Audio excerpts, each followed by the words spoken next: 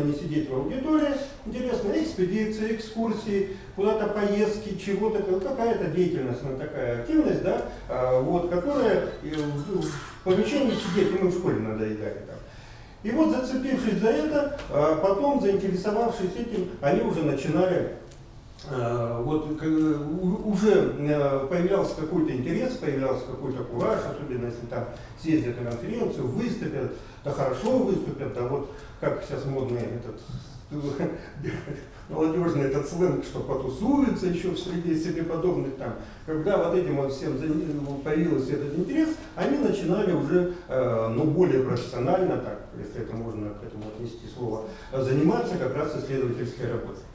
А вторая проблема, с которой тут же мне пришлось сталкиваться, ну, я почувствовал, что вот для того, чтобы интересно было детям работать, не хватает какой-то вот такой исследовательской среды. Ну, администрация школы пошла нам навстречу, дали даже нам класс, и мы этот класс оборудовали потом постепенно, с разных, там что-нибудь утащишь, там кто-нибудь подарит чего-нибудь там.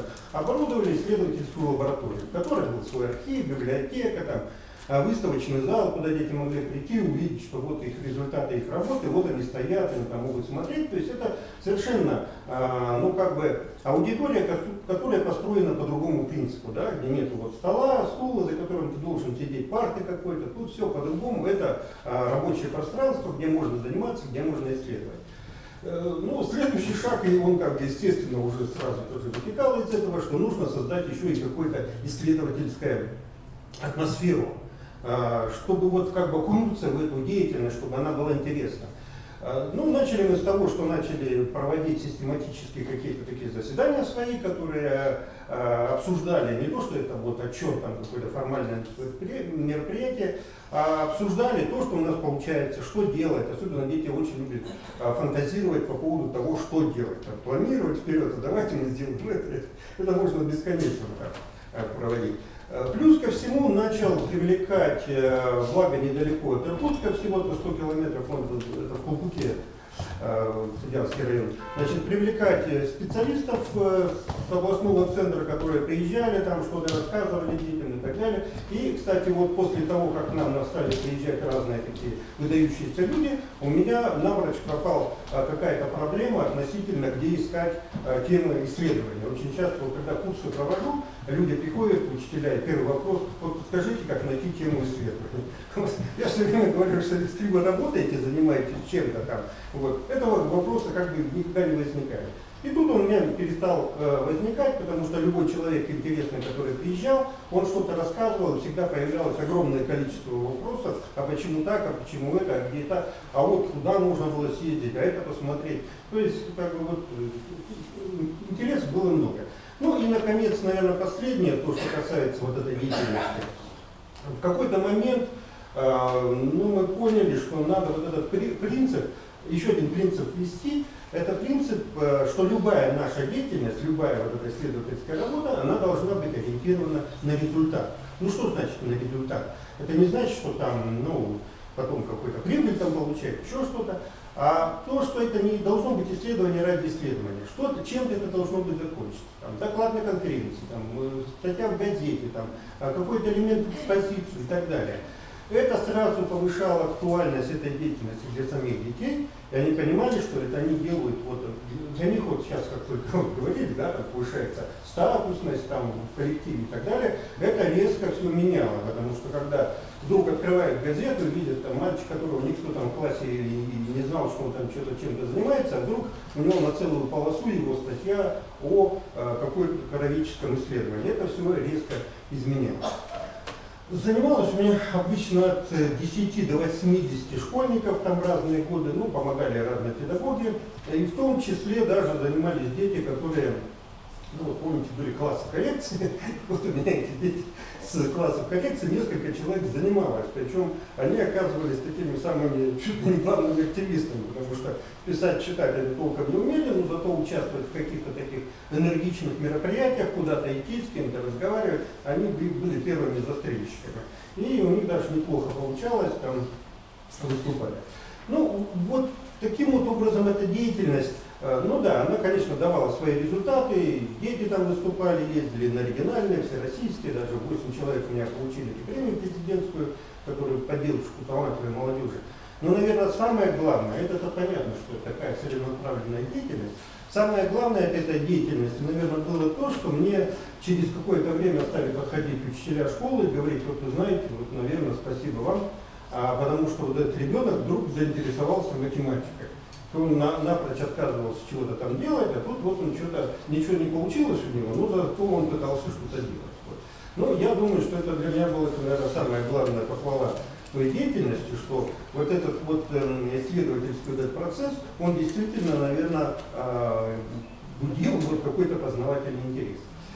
Поэтому я думаю, что роль, вернее, по своей сути, проектно-исследовательская деятельность — это очень эффективные, конечно, технологии, но действительно надо к ним относиться очень гибко и творчески. Нельзя вот так вот как-то буквально все взять и перенести. Надо в каждом конкретном случае смотреть, думать, как это делать. Потому что вот последние годы, сейчас, ну, вы все прекрасно знаете, у вас то же самое, что все должны заниматься проектами, приглашают на какой-нибудь там крупный конференцию проектных работ школьников начальных классов. Прихожу и за голову хватаюсь, потому что выходит бедный ребенок. Главное, что тема-то у него интересна. Они с мамой там занимались, наблюдали за каким-то цветочком. Все прекрасно. Но он выходит и начинает: объект моего исследования, это предмет такой, гипотеза. У меня аж руки сразу опускаются, все. Да? И вот этого там абсолютно не нужно. Вот, не нужно это, потому что он этих ни слов не знает. Он не может понять смысла. И наоборот, насаждая это, ему забивает, он теряет смысл своей деятельности, важной деятельности, которую он занимается. Поэтому я вот вас призываю, педагоги, вот, если как-то вот, тем более я думаю, что для школ, да, вот этих с низким образовательным результатом, наверное, возможно, это один из путей, который выправляет эту ситуацию, но относиться к этому очень внимательно, творчески, гибко, учиться этому, потому что это только кажется, что давайте вот мы скажем, завтра все занимаются проектами и занимаемся. На самом деле потом спрашиваешь, оказывается, вообще никто не знает, что такое проект. Это, конечно, плохо, поэтому я вас призываю все-таки серьезно относиться к этой теме. Спасибо большое. Есть у меня вопрос? Самая любопытная сегодня девушка у нас на семинаре. Нет, я просто не могу выносить долгие совещания, когда все засыпают. Сергей Викторович, у меня вопрос к вам как к практику. Так как я уже до мозга костей, наверное, чиновник, и, наверное, действительно директивно внедряется, все должны заниматься проектной исследовательской деятельностью. А скажите, надо ли нормировать? Каким образом, на ваш взгляд, было бы оптимально нормировать эту деятельность для школьников? По разным классам. С какой целью? Ну, вы поняли, то есть, да? Нет, я могу ответить, когда пойму цель, то есть нормировать ради чего? Что получить там? Какую норму?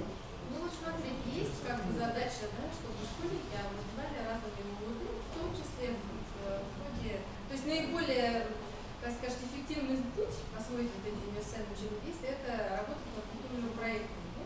Всем сказали, работайте над проектами. И что сейчас получается? Сейчас я сама отвечу за вас на ваш вопрос.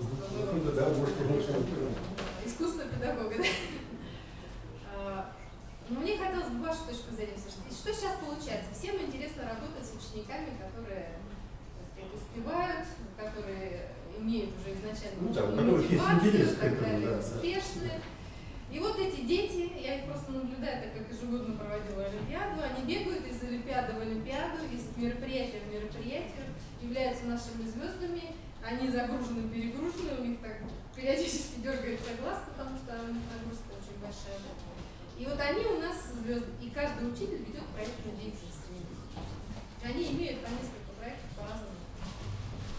Ну, нормировать вы имеете в виду на человека или на группу, да. которую?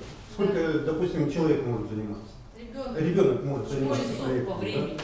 Ну, вы знаете, мне кажется, это нет такой необходимости, потому что больше, чем он физически может, но не будет он этим заниматься, он будет ходить на какое-то фигурное катание, еще чего-нибудь. Он все равно там будет занимать. Тут я не знаю, нужно ли это вводить, а вот ну, по времени... Например, проблема такая. Есть дети, Нет, вот это минус, потому что... Значит, должна быть норма не менее одного проекта. Есть другая проблема. Всем педагогам сказали вести проектную деятельность. И вот они задают домой через день до каждый день сделать проект по такой-то теме, сделать проект по такой-то теме. При этом учитель в соседнем кабинете, который ведет его следующий урок, он часто не в курсе бывает, что ему уже задали по той теме домашнее задание проект. И он задает им тоже проект. Ну вот, если честно, мне это как раз вот и не нравится, что Вот, когда вот такой декоративный, ну, я, наверное, сейчас не смогу вам ответить, потому что я-то вижу эту проблему, что всем, да, выдают там, вы кровь из носа, это делаете. Надо все-таки, вот я к чему призываю, что это, видите, сейчас я попытаюсь объяснить почему, что исследовательская деятельность, что проектная, по сути своей, это творческие виды деятельности.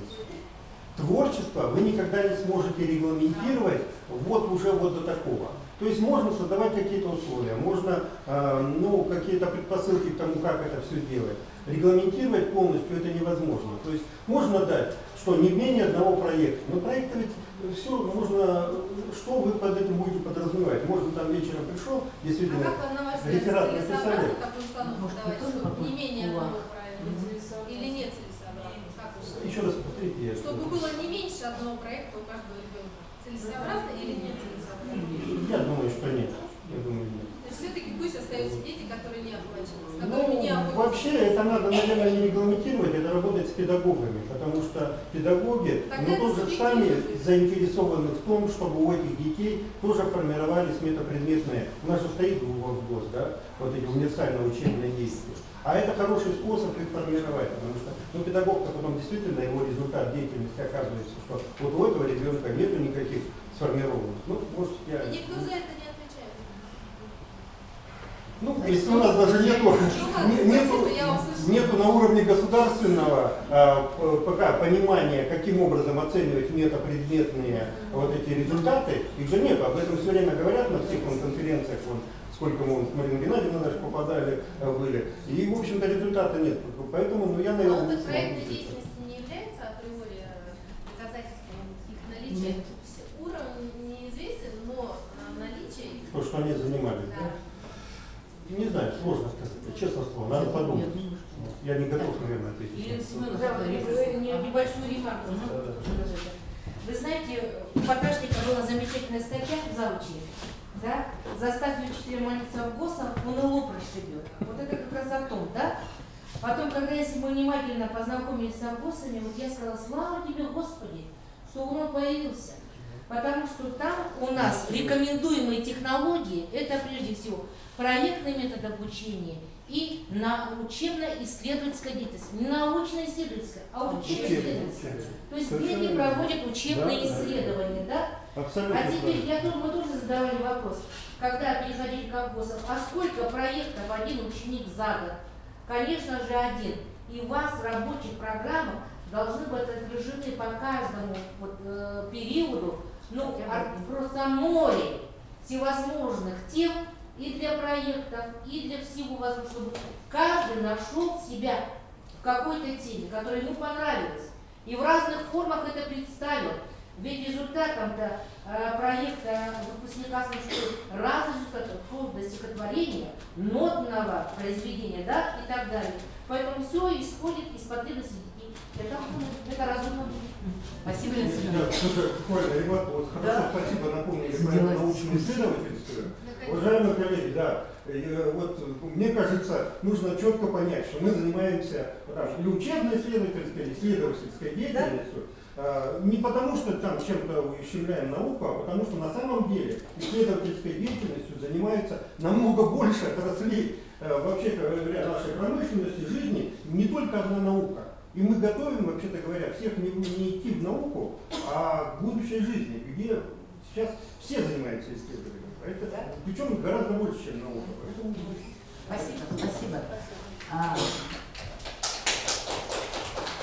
Сейчас мы закончили часть нашу, такую, как сказать, очном режиме, как называется, да? Поэтому, я думаю, сейчас послушаем что нам прислали видео.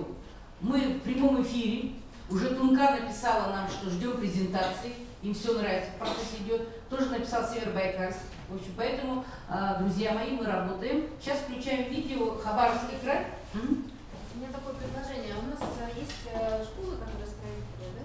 И после этого нам потребуется время на обсуждение. Может быть, мы все-таки в 2 часа дадим слово школам, которые готовы, да? А потом, когда вы будете смотреть это видео, мы сожалеем. Ну хорошо. Давайте Хорошо. задержим. Ладно, тогда это Вадим Викторович, пока убрать. Чуть позже видео. Значит, у нас подошли все участники проекта. Поэтому мы даем сколько им? 5-7 минут для защиты, да? Жестко время контролируем. Так, поэтому у нас в рамках семинара защита проектов школьных библиотек, которые тоже работают в системе низких проектных результатов. Поэтому слово предоставляет Карбогатайской школе. Так, Татьяна Андреевна Григорьева. Все, да? Там 3 автора проекта: Григорьева, Солодухина и Чернигівская. Защищает Татьяна Андреевна Григорьева. Тема проекта: повышение качества математического образования на основе использования инновационных ресурсов в школьной библиотеке. МБО Карбогатайская СОЖ. Добрый день, уважаемые коллеги. Позвольте вам представить проект муниципального бюджетного общеобразовательного учреждения Карбогатайская средняя общеобразовательная школа. Повышение качества математического образования МБО Карбогатайская СОЖ на основе использования инновационных ресурсов в школьной библиотеке. Федеральный государственный образовательный стандарт общего образования задает качественно новое представление о том, каким должно быть содержание образования и его образовательный результат. Современная школа должна научить ребенка учиться, научить жить вместе, научить работать и зарабатывать. Именно коммуникативное умение, творчество и любознательность, умение работать с информацией, социальная ответственность и другие умения и качества необходимы человеку в 21 веке. К сожалению, сейчас большинство наших учащихся показывают очень слабую подготовку к самостоятельному учению, самостоятельному добыванию необходимой информации. Низкий уровень умения решать проблемы, находить выход из нестандартной ситуации. МБО Карбогатайская СОЖ в 2016 году была отнесена к категории школ с низкими образовательными результатами. Школа является массовой, в которой также обучаются учащиеся из реабилитационного центра, имеющие низкую мотивацию обучения, а во многом педагогическую и бытовую запущенность. В последнее время наибольшее распространение для обозначения испытывающих трудности в усвоении учебного материала учащихся получил термин «ДАТ» – дети с академическими трудностями. Причины академических трудностей, уже говорили здесь, да, могут быть разные. Это и низкий уровень мотивации, физиологические проблемы, социальные проблемы и другие. Выявление причин неуспеваемости обусловлено необходимостью поиска верных путей решения данной проблемы. Исходя из анализа работы с детьми категории ДАТ, в 2016-2017 учебном году в МБО Карбогатайская СОЖ была составлена дорожная карта выхода из данной ситуации. Для выявления учащихся категории ДАТ учителями-предметниками анализировались итоги промежуточной аттестации, ГИА, ВПР, итоговых контрольных работ за учебный год. Также было проведено анкетирование детей данной категории, которое показало, что в основном дети этой категории имеют низкую мотивацию к учению, и лишь небольшая группа учащихся испытывает затруднения в силу своих способностей и здоровья. Общее количество детей категории ДАТ МБО Карбогатайской СОЖ – это 8-11 классы, по русскому языку 30 учащихся, по математике 31 учащихся. Это примерно 24% от 8-11 классов. При составлении программ работы с учащимися категории ДАТ учителя-предметники обращали внимание на причины, приведшие к низкому качеству знаний учащихся в данной категории, и искали меры по устранению данных проблем. Математика относится к числу тех предметов, которые сложны большинству обучающихся для усвоения. Основная проблема – это несоответствие особенностей личности каждого ребенка и структуры образовательного пространства массовой школы, традиционных форм образования. Поэтому совершенно необходима специальная поддерживающая работа, помогающая испытывающим трудности в обучении детям успешно осваивать учебный материал. Учителем математики Черниговской Анной Николаевны была разработана программа работы с учащимися, имеющими низкую мотивацию к учебно-познавательной деятельности. Для повышения познавательного интереса учитель планирует использовать проблемные ситуации, решение задач с практическим содержанием и информационные технологии. Работа в программах «Живая математика» и «Геогебра». Это очень интересные программы, содержащие массу демонстрационного материала по математике. И также такая виртуальная лаборатория математическая, да, где можно чертить 3D-фигуры, значит, различные графики и тому подобное. Но по данным опроса, который был проведен среди учащихся категории дат, не все из них имеют персональный компьютер и выход в сеть интернет.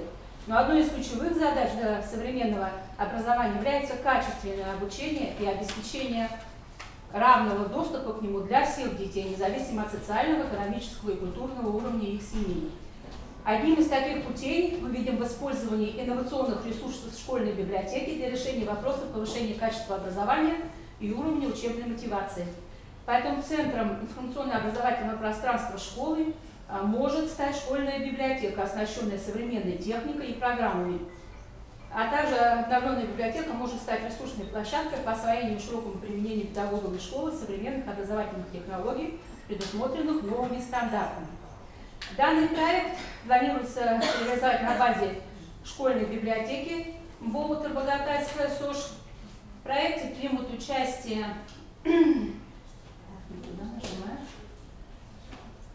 50 учащихся 8-11 классов, в том числе 31 человек из категории «Да». Информационная справка о библиотеке Ботагатайская СОЖ. Школьная библиотека Ботагатайская СОЖ располагается на 3-м этаже типового трехэтажного здания. Образовательное учреждение занимает одно помещение площадью 70,8 квадратных метров, в том числе читальный зал на 12 посадочных мест площадью 20 квадратных метров.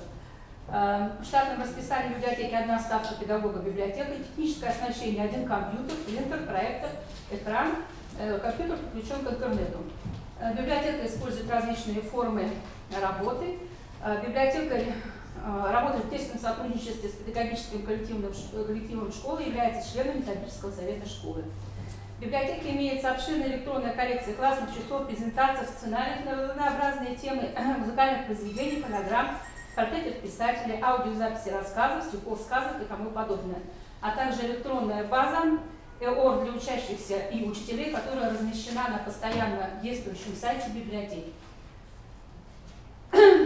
Итак, цель нашего проекта – это развитие информационно-образовательной среды школы через использование инновационного потенциала библиотеки в качестве ресурса, способствующего повышению качества математического образования детей с академическими трудностями. Задача проекта перед вами. Так, основная идея проекта – использование инновационного потенциала школьной библиотеки как возможности изменить подходы к процессу образования, вступив на путь развития информационно-образовательной среды школы, о которой речь идет в стандартах нового поколения. Практическая значимость проекта заключается в формировании новых подходов к организации деятельности школьной библиотеки, обозначена как интеграция сил всего педагогического коллектива для использования ее инновационных ресурсов с целью повышения качества школьного образования. И основная решаемая проблема – это повышение качества математического образования на основе использования инновационного потенциала школьной библиотеки. Участники проекта – педагог, библиотекарь, учитель, учащиеся, классные руководители и администрация школы.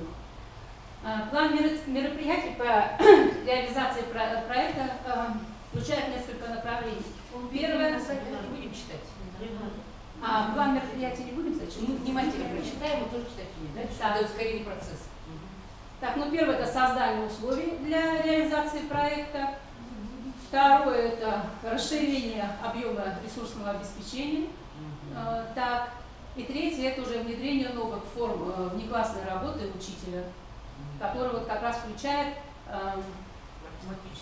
да, вот эти самые программы математические, которые учитель уже как бы опробировал с детьми вот эти программы. Очень дети заинтересовались, потому что это действительно живая математика. Да, и как бы для детей мы этот проект хотим как раз назвать «Живая математика», потому что там все движется, перемещается и там как бы... Уважаемые коллеги, я прошу прощения, что вас прерву, да, 7 минут прошло. Я вот сейчас хочу обратить вас всех внимание, да, вот на эту ситуацию. Не извините, что я на вас потренируюсь, но это, так сказать, для нашего общего роста. Вот 7 минут, да, человек говорил общие фразы, которые мы и так все знаем, да? И кто сейчас может в двух словах сказать, в чем суть проекта? использование информационных ресурсов. Нет, вот использование информационных ресурсов, это тоже общая фраза. Вот что вы будете делать с детьми? Вот мы вам дадим 3 компьютера, да? МФУ, дадим фотоаппарат, камеру, да, которая возможность видеофото делать, да, это все обрабатывать. Что вы будете делать? Экран, проектор. Вот понимаете, вот этого вы не сказали. Я прошу обратить внимание всех выступающих, которые следуют говорить. То есть мы хотим услышать, мы вам зачем оборудование будем дать? И каким образом дети этим оборудованием будут? Ну вот здесь как раз все, вот, Владимир, в этих направлениях как раз все и как вот бы рассказывает, что мы сформируем группу учащихся с низкими образовательными результатами по математике, и, ну и вообще, кто желает заниматься, значит, математикой. Сделаем флешмоб сначала, для начала, объявим об этом проекте, чтобы заинтересовать ребят, обучим учащихся этим программам. Будет называться вот для детей. Живая математика. Живая математика. Вот так и называйте свой проект. Живая математика. Ну вот для детей так его и называем. Которые вы используете. Да, это как бы для педагогической общественности, а вообще это живая математика. Обучим их программу этим, и потом уже перейдем геогебра и живая математика, так называется, математические программы. Это программы иностранные, они в свободном доступе в интернете, бесплатные, очень интересные, по сути, я уже говорила, виртуальная математическая лаборатория. Можно моделировать 3D-фигуры, можно разные графики, функции строить. А на какой вы видео? На какой возраст рассчитываете? Разного уровня вообще, разного уровня возраста можно. И непосредственно потом даже, вот видите, у нас создание информационных продуктов уже потом пошло здесь, да? Вот, например, проекты сначала пошли, да, различные. Ну, мы так написали примерно эти проекты, потому что потом уже будут интересы и желания детей зависеть эти проекты. И конкурс обучающих видеороликов, уже дети будут сами обучать других учащихся, как работать в этих программах, как создавать 3D-фигуру. И такое, как бы, обобщающее это электронное пособие «Живая математика». Сколько раз будут дети заниматься и в каком режиме в этом проекте? Ну, мы планируем раза 2 в неделю, потому что время до ноября нам уже надо краткосрочный проект. Или так, минимальные хотя бы выдать. Да, мы планируем уже к концу ноября выдать. Какие-то продукты нам покажут. Информационные продукты, да. Понятно, спасибо. Так, хорошо. Вопрос экспертов. А тогда, пожалуйста, не минутку, представьте экспертов, пожалуйста. Уважаемые коллеги, мы допустили сами такую оплошность, не представили нашего жюри. Ольга Михайловна Брунева представляет Бурятский республиканский институт образовательной политики. Ольга Михайловна представляет жюри конкурса, республиканского осмотра конкурса библиотек, в рамках которого мы вот этот такой мини-конкурс проводим. И Ольга Михайловна, пожалуйста, представьте своих коллег. Хорошо. Разрешите представить Кучмурукова Екатерина Александровна, декан гуманитарного информационного факультета Восточно-Сибирского государственного института культуры, кандидат исторических наук, доцент. Миронова Екатерина Борисовна, педагог библиотекарь высшей категории Новообрянской СОЖ Заиграевского района. Будаева Лидия Сергеевна, педагог библиотекарь Арабойская СОЖ, руководитель МОО школьных библиотек Волынского района. Ну, меня уже представили. И вопросы. Так, а теперь у меня вопрос. Скажите, пожалуйста, вот здесь все понятно, да, живая математика, все хорошо, красиво. Как библиотека и интегрируется вместе с учителем математики? Ну, на самом деле ресурсы, мы уже достаточно много наш такой потенциал библиотеки накопили, да. У нас вот сайт замечательный есть, на который много прямых ссылок на обучающие сайты, на видеоуроки, на прямые ссылки к электронной библиотеке. Ну, там, в общем, большие уже такие информационные ресурсы у нас сосредоточены. У нас замечательный справочный фонд библиотеки, энциклопедии, уже печатные издания и так далее. И как бы двери нашей библиотеки открыты для всех предметников, учителей. Но желание, значит, пока я заявила вот именно, это тоже ведь зависит, да, от желания учителя какими-то проектами заниматься. Анна Николаевна, учитель математики. Я думаю, что на ее примере, вот как раз, если еще и техника у нас будет в библиотеке, то и другие учителя тоже, предметники, потянутся. И библиотека действительно станет вот тем информационным библиотечным центром, который предусматривает новый стандарт. Я хорошо понимаю, что вы будете у себя в библиотеке устанавливать всю технику, да. При этом все программы, которые вы будете использовать, и дети могут в свободное от учебы время приходить в библиотеку и в этом проекте работать. Да. Правильно. Да. И еще один вопрос. Кроме того, мы еще будем информационно поддерживать библиотечные уроки по основам исследовательской деятельности, по безопасности работы в интернете. Ну, там вот все в этой программе, в этих пунктах есть. У меня вопрос. Так как связано с математикой, а у вас кабинет информатики есть? У нас есть, но, к сожалению, вот сейчас в связи с электронными журналами, не знаю, как у вас там, да, в школах, может быть, есть на рабочем месте учителя какой-то компьютер. У нас постоянно кабинет информатики загружен. До 2 часов и больше идут уроки, затем учителя садятся с этими электронными журналами, и заниматься детям вот просто негде. Просто здесь связь, когда идет с библиотекой, я лично не очень увидела, в чем роль библиотеки, кроме стандартных положений, которые вы изложили. Можно поставить 30 компьютеров в библиотеку, это не значит, что туда дети придут и будут там заниматься. Потому что вот это, здесь это сегодня проблема, чтобы они там занимались. Поэтому я не увидела сетевого взаимодействия, но если мы говорим об оборудовании, которое будет в библиотеке, я не увидела действительно, если мы говорим про низкие результаты, дети, которые, может быть, или заболели, или отстали, какая-то, может быть, связь, раз это оборудование, что с ними будет дома сетевое взаимодействие наложено. Потому что вот это вот стандартный набор, да, он как бы, его должен выполнять или кабинет математики, или кабинет информатики. Как бы роль библиотеки, потому что там много энциклопедий, дети туда все это не очень идут домашние задания готовить. Вот в чем проблема. У нас, здесь вот я не увидела, может вы это словами объясните. У нас трудно живет село, даже вот вы говорите, дистанционное, да, какое-то обучение, о котором вы говорите, у нас не у всех есть компьютер, это не то, что выход в интернет. И поэтому вот как раз, когда техника это будет стоять в библиотеке, это будет замечательно. Еще хочется я дополнить учитель математики бы Я хочу добавить, что вот сейчас как раз дистанционным таким обучением, когда дети выпускают или дают задания, работаю с ними для подготовки к экзамену, я делаю это из дома. Вечером. Но это не совсем удобно, поэтому если у нас будет вот такая вот площадка, а потом это будет группа детей, это будет сотрудничество, это тоже же формирует метапредметные результаты, да, вот это взаимодействие, сотрудничество, умение услышать ближнего. Еще вопросы есть? Еще вопрос. Я поняла, что учитель математики будет делать несколько информационных продуктов. Да. Но интересно, будут ли дети делать, да, сами какие-нибудь? Нет, это не учитель математики будет делать. Задача учителя математики обучить детей работать в этих программах. Написано у вас. Ну, как ответственный. А, конечно, это дети будут создавать эти информационные продукты, или тем более вот эти вот программы, у них есть интересная такая функция, можно вот эти готовые продукты публиковать в интернете сразу. Вот это Вот предметные, метапредметные результаты как раз тут написано. я добавлю, я уже работала в этих программах, программы очень наглядные. Детям очень нравится, тем более у нас дети очень любят работать на компьютере. Да, они не будут уже заниматься какими-то там стрелялками или прочее, а вот конкретно будут заниматься. Я не привязана к заданию, Все понятно. Да. А трансляция этого опыта будет? Самое-то главное, чтобы вот этот положительный опыт, который вашим детьми накоплен, ушел дальше на другие школы. Он будет где-то обобщен, я не знаю. Обязательно будет обобщен. Мы планировали даже трансляцию, обязательно электронные какие-то пособия сначала реализовать немножко. Дайте нам технику. Мы планировали, что все-таки школы с низкими результатами будут кооперироваться либо с базовыми школами. Ну, понятно, что вы одна из районная школа.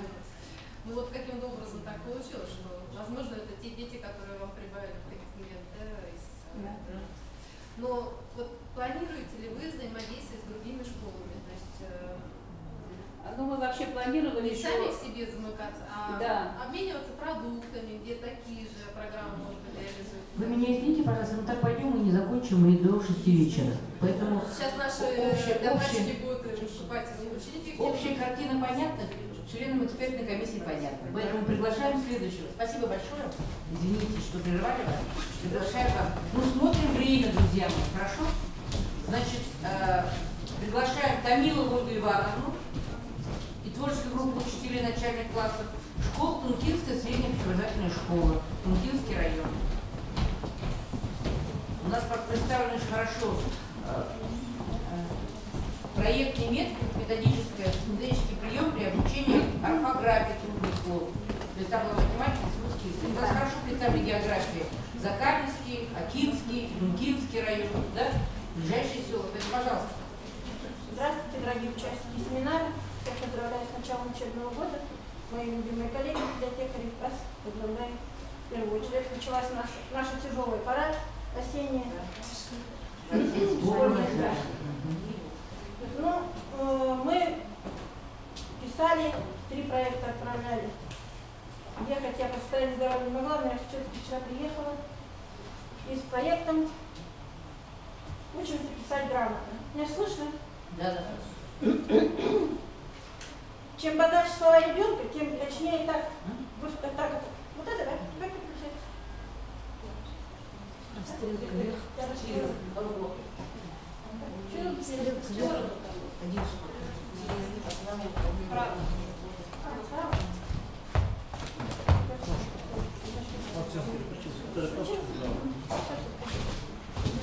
Ну, актуальность проекта.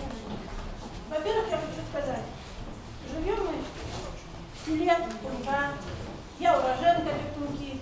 Работать я пошла в школьную, в сельскую библиотеку вначале, 8 лет там отработала, а потом перевелась в школьную библиотеку. И стала там работать. Почему? А по призванию. Потому что не было именно связи сельской библиотеки со школьной. Потому что дети ходили туда мало. И вообще, конечно, нужно, знаете, и математику, и русский язык разбирать. Это только тогда, когда ребенок научился читать. Сейчас нам нужно создавать, наверное, все заново. Ликбезы для родителей, которые сейчас у нас в деревне остались. Какие родители, какие семьи? Неблагополучные, многодетные, неполные семьи, семьи из ближайшего нашего зарубежья. Они такие у нас в быту. Они такие. И мы остались там жить 1 на 1. И этот у меня в 2003 году, когда пришло, выигрывала первый проект всероссийский. Значит, поступил у нас по путинской программе. Значит, нам готовый для библиотекарей компьютер, проектор, все оборудование, принтер, значит, и все у нас это забрали по всем школам. Это я знаю прекрасно. Библиотека моя небольшая, тоже 71 квадрат. Там я совмещен читальный зал и абонемент. Я хочу сказать, что дети в библиотеку идут маленькие, и начальная школа, в школе нашей, это особая такая ступень, где она обучает читать, писать, считать, жить, совершенствовать и жить, оставаться в нашем селе. Но в нашем селе остается народу мало, потому что работать негде.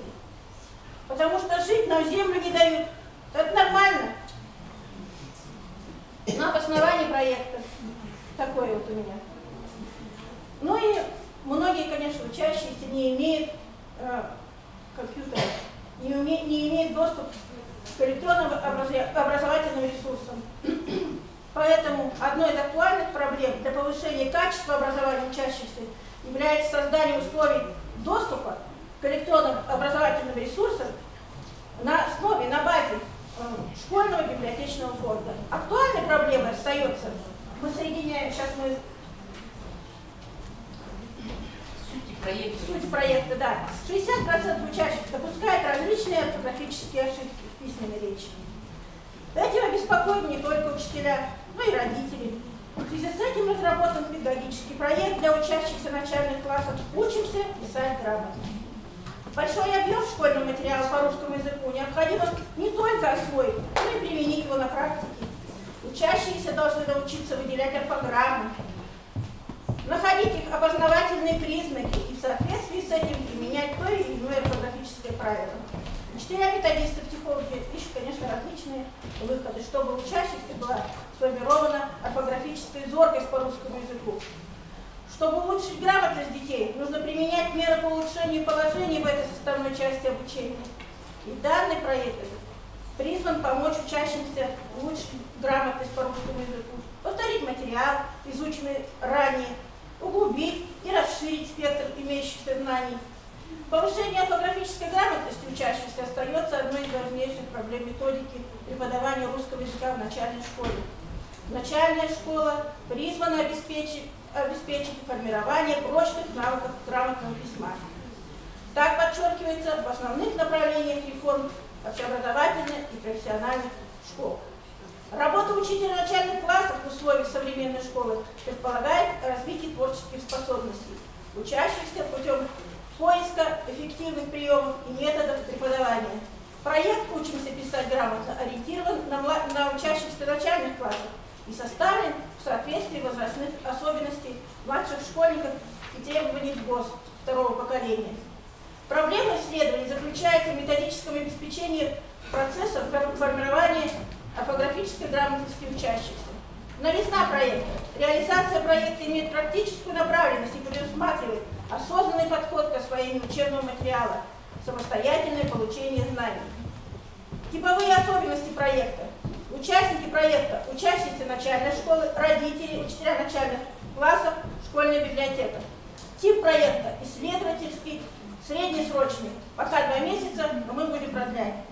Объект исследования, учащиеся начальных классов, МБО Тункинская СОЖ имени Седова.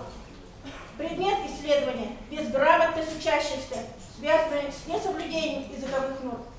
Гипотеза – если систематически применять различные виды работы орфографического характера на уроках, то можно научиться писать грамотно. Цели и задачи проекта – повышение уровня грамотности учащихся, связанные с соблюдением языковых норм, лексических, грамматических, орфографических. В связи с целью, объектом, предметом, гипотезы исследования необходимо решить следующие задачи.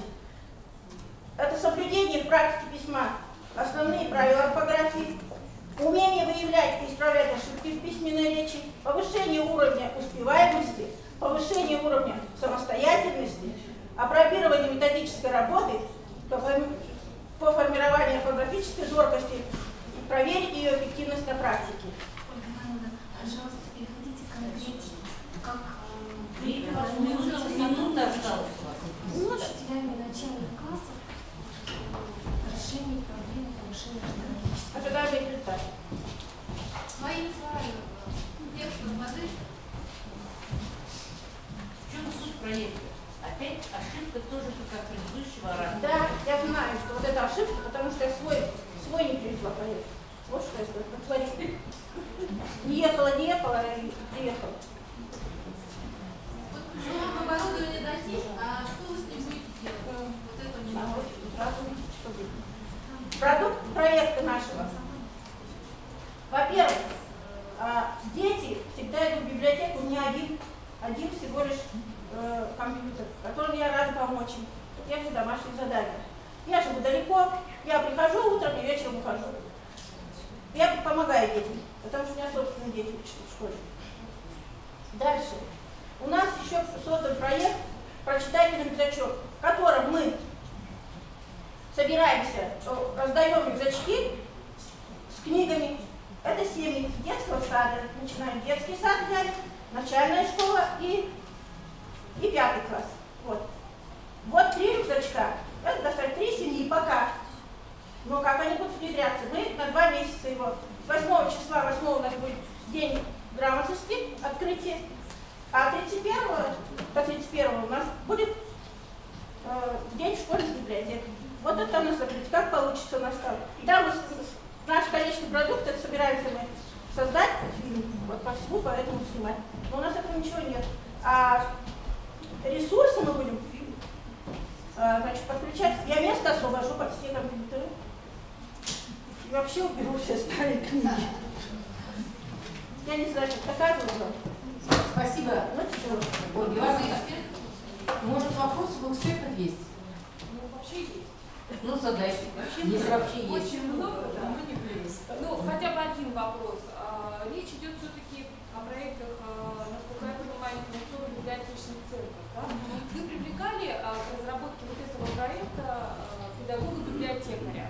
Или вы только учителя начальных классов собрались и разработали его? Ну, как я сама вообще-то педагог библиотеки первого всего. Да. Это они меня сюда отправили. Вы говорите, аккуратно научу. Все понятно. Идей очень много, работать очень сложно. Такие сейчас современные к нам идут запросы, сами знаете, и мне легко быть в Улан-Удэ и чувствовать здесь человеком, когда здесь не тормозит никакой интернет, и так хорошо работается. Замечательно. А как вот там работать-то? Это деревня-то, как говорится. И убежать нельзя оттуда. Спасибо. Так, пожалуйста, вопрос есть еще? Есть вопрос. Есть вопрос, пожалуйста. Скажите, пожалуйста, у вас вот заявлено разработчик проекта творческая группа учителей начальных классов. И кто-то из них здесь сейчас присутствует? Нет. Не присутствует. Они командировали меня, потому что они предполагают, что они будут этот проект реализовывать через школьную библиотеку. Да, да. Я бы, естественно, работала с ними. Какими формами? Там все прописано. Пролистайте презентацию, мы посмотрим.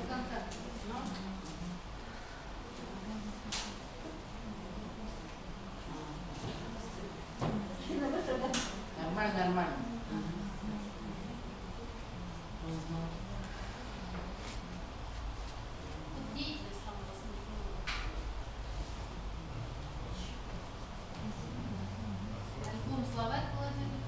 То есть вы будете проводить Давайте библиотечную продукты. Ну да, да. Дальше. Продукты. Ага, продукты внимания. Вот продукты.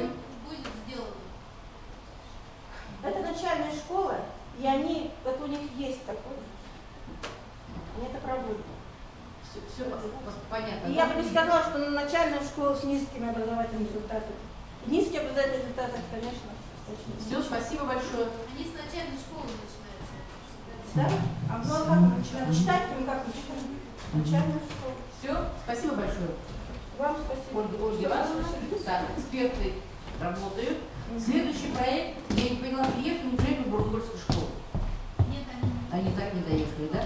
Так, слово предоставляется. Есть видеозапись Смолиной. Я думаю, что потом вы посмотрите эксперты, ладно? Чтобы это, да? Видеозапись не смогла приехать. Так, ага. Андреева есть? Так. То есть присутствуйте сначала, а потом видеозапись. Андреева любая фамилия. Библиотекарь, ученик изобразительного искусства МБО Наушинской средней образовательной школы, Яхтинский район, живое общение Тургеневского творчества. Вот только суть проекта, хорошо? Спасибо.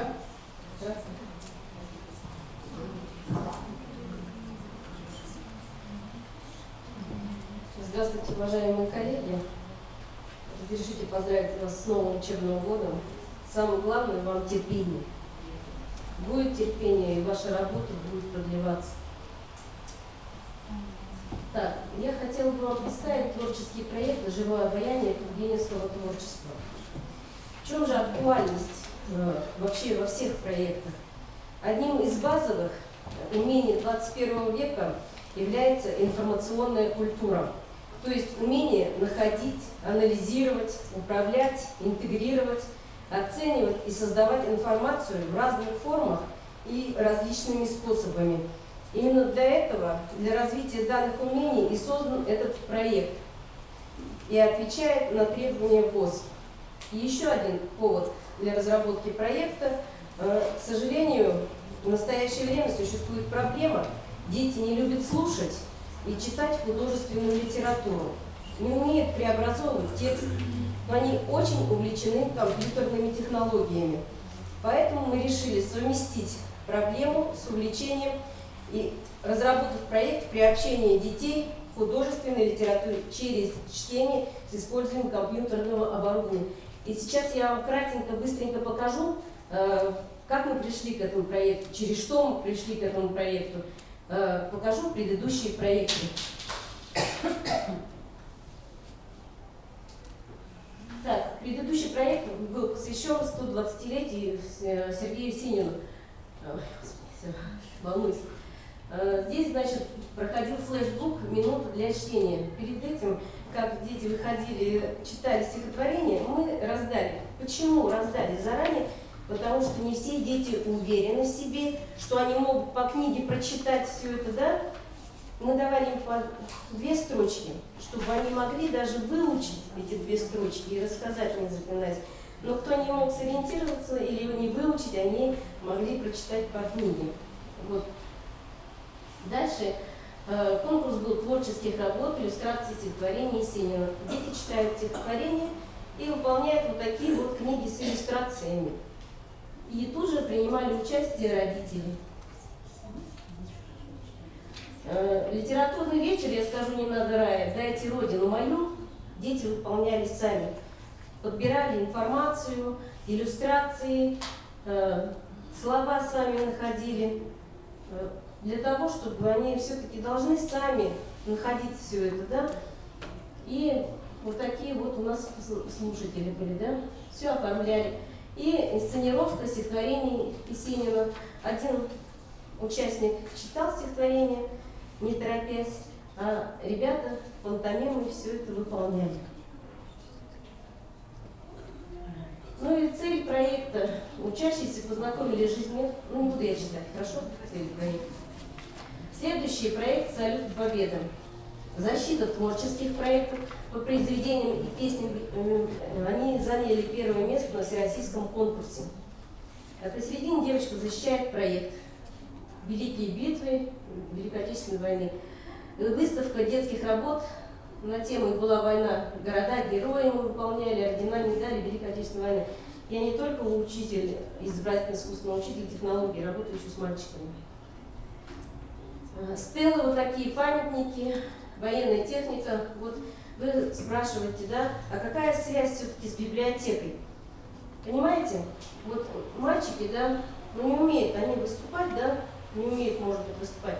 Не умеют, ну, не то, что не умеют читать, но стесняются, да? Они для начала находили информацию в библиотеке по этим стеллам, например, по там, да, Т-34. Все это они находили, оформляли документацию и выполняли такие проекты и защищали. Выставка рисунков, плакатов, все это связано с проектом, встреча, бессмертный полк и так далее. И битва хоров. Здесь, значит, те дети, которые, как говорится, слабо читают, все-таки они должны выучить текст песен, правильно? Они выучили, и они вместе со всеми выступали и пели эти песни. У нас время тоже проходит. Да? Теперь расскажите нам, что Да. вы планируете сделать с тем оборудованием, которое у вас, возможно, появится. Ну, в общем, суть данного проекта, я еще к проекту не подошла.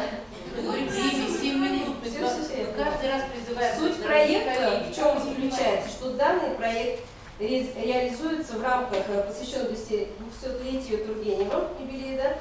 В процессе работы учащиеся читают произведения Тургенева в книжном, электронном варианте, также аудиокниги, анализируют содержание, систематизируют материал, выполняют задания и создают творческий продукт. Для обобщения проекта будет создан интерактивный плакат «Живое обаяние тургеневского творчества». Прежде чем там идет анкетирование вначале. Знают ли дети по произведениям Тургенева? Затем мы пускаем интерактивный плакат по этим произведениям, по биографии Тургенева, в течение вот этих всех перемен. И потом, когда у нас проект проходит, мы опять проводим анкетирование, как дети запомнили всю эту информацию. Ну и сейчас быстренько тогда следующий. Я вам скажу немножко этапа, хорошо? Вот дети получают задания, затем для всех возрастов разные задания. Сколько детей вы планируете вовлечь? Разные возраста. У нас вся школа увлекается. Ну, будьте реалистами. Сколько детей? Сколько у вас детей в школе? 378. Вы хотите сказать, что 378 человек вы задействуете в одном проекте? Ну, желательно. Ну, Потому что, в каком понимаете, такие проекты, когда вот было вот, проект «Салют Победы», да, участвовали у нас все дети. Ну и так далее, да? Второй этап. И какой будет результат вашего проекта? Ну, результат, конечно, бывают различные, еще и у нас, так сказать, риски и так далее, да? Результат какой будет в итоге? Что получите? Планируемый результат на выход. Ну, я вроде бы... То, что дети познакомятся с этим, да, с биографией Тургенева, они же научатся всему этому, закрепят эту всю информацию, творчески они будут работать. Ну какой еще результат, скажите, пожалуйста, будут все дети работать, они во всех сферах будут работать. Почему я такая уверена, так уверенно настаиваю? Потому что мы уже делали эти проекты. В сфере торговли тоже будет? Нет, самое главное, это Торговли нет. Вот видите, вы когда говорите во всех сферах. Нет, я имею в виду учебно, понимаете? Изобразительное искусство по предметам, изобразительное искусство, просто технологии. Вы извините, все понятно. Просто вы хотите получить дополнительно что-то к себе, при этом говорите, что все мы это уже делали. Ну раз вы делали, так и делайте дальше. Ну, эксперты могут так рассуждать, логики. Поэтому вы должны доказать, что вам это оборудование необходимо для такой цели, чтобы получилось что-то еще дальше.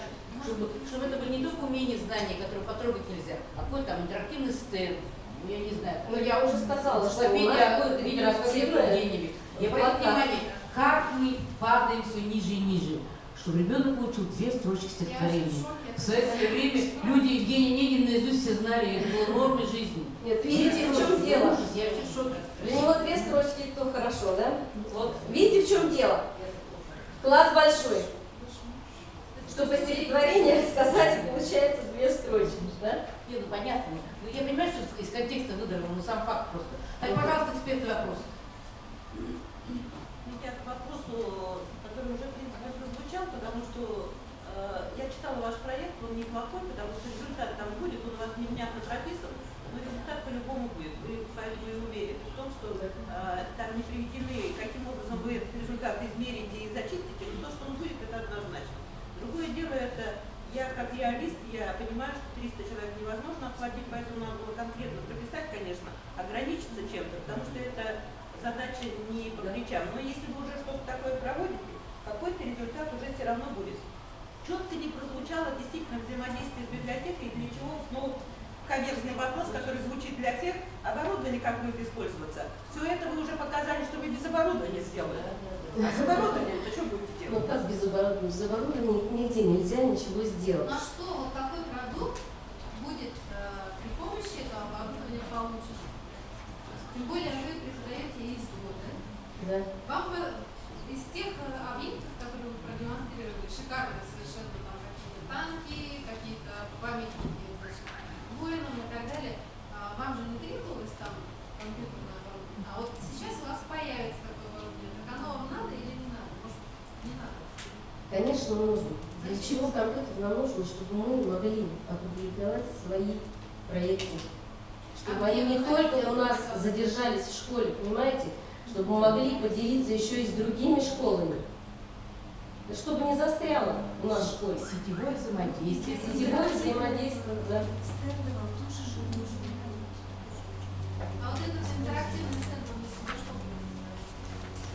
Интерактивный журнал, туда входит что? Во-первых, для начала биография, да, все. Затем мы будем туда включать поэтапную работу детей на каждом этапе, на каждом этапе. Это будет сниматься как видео. Там будет видно, где ребенок принимал участие, что он делал, какие результаты получились от каждого этапа. Это пойдет в портфолио детей, или это пойдет у вас есть какой-то оболочка какая-то, или это на сайте будет выкладываться, где это будет? То есть кто будет видеть? Ну, так как сейчас все требуется, чтобы было все на сайте, конечно, будет на сайте. То есть это будет на сайте страницы, да? Да. Активно? Да. Хотя бы как-то. И так как мы везде ездим, да, делимся своим опытом, конечно, мы будем делиться опытом, чтобы, да, как вы говорите, село, далеко ничего нет, да, мы можем показать, у нас есть что показать селам, как бы не заглохшие они, конечно, люди-то работают, но им тяжело работать с такими материально-техническими. Все, спасибо. Еще вопросы есть? Пожалуйста. У вас площадь библиотеки какая? Там, сейчас скажу. Читальный зал есть? Да, читальный есть зал. Есть Там- посадочных мест? Сколько посадочных мест? Так, посадочных мест 20. Хорошо. Почему я вот так говорю? Потому что у нас там в читальном зале стоит лингофонный кабинет по английскому языку. Из-за чего уверена так? Потому что я сказала, что аудио прослушивание, что мы можем прослушивать аудиозаписи. А есть куда проектор поставить, экран повесить? Конечно. Конечно, найдется. Было бы что повесить. Да. Хорошо, спасибо большое. Так, у нас два проекта в видео презентации. А сейчас мы послушаем тоже еще приехали специально для проекта Мудаева Дарима Даниловна, педагог, библиотекарь, и Жамсаранова Наталья Александровна, это начальный класс, это МОУ-Сужинская СОЖ. У них тема проекта информационно-библиотечный центр как ресурс повышения качества образования в образовательной среде «Ветер перемен». Даже по названию. Добрый день, уважаемые участники семинара, коллеги, библиотекари. Сегодня мы предлагаем, Сужинская школа предлагает вашему вниманию проект. Называется он «Информационно-библиотечный центр как ресурс повышения качества образования в образовательной среде. Ветер перемен» мы назвали. Ну и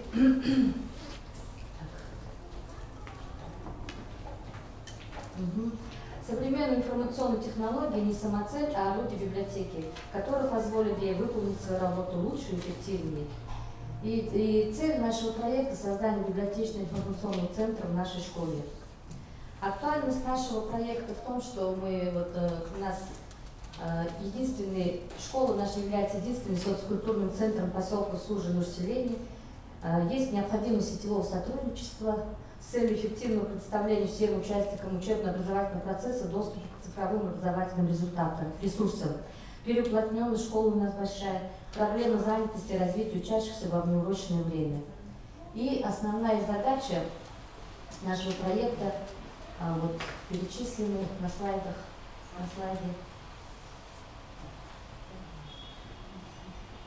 Но мы, как информационно-библиотечный центр, это представляем, как мы будем, как дистанционное обучение, чаты, форумы, совместная подготовка документации, участие в сетевых проектах, олимпиадах, конкурсах, играх, совместная разработка коллективных творческих дел. Для того, чтобы создавать ИБЦ, у нас необходимы, конечно, социальные партнеры школы. На данный момент у нас представлены наши социальные партнеры.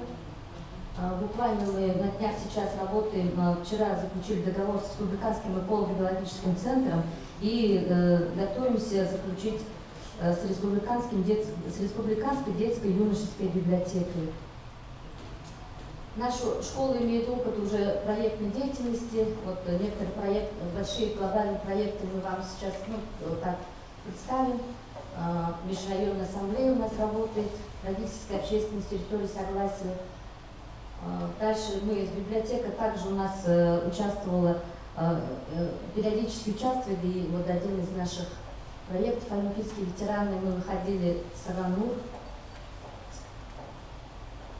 Дальше также мы реализовали с учителем начальных классов Натальей Александровной школьный анимационный проект «По следам империи Гуннов». Из опыта работы. И для знакомства с результатами в режиме реального времени был создан открытый паблик в социальной сети.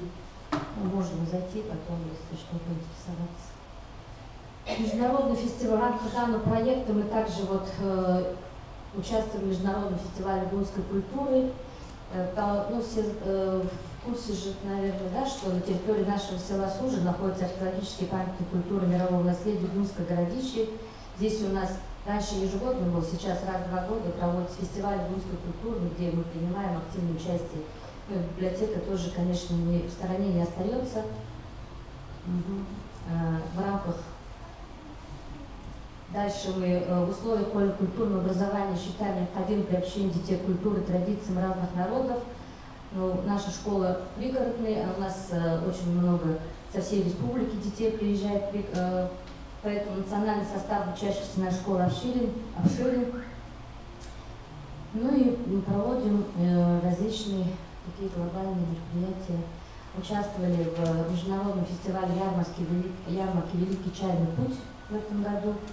Очень интересно было. Первый раз мы так участвовали дальше и будем работать.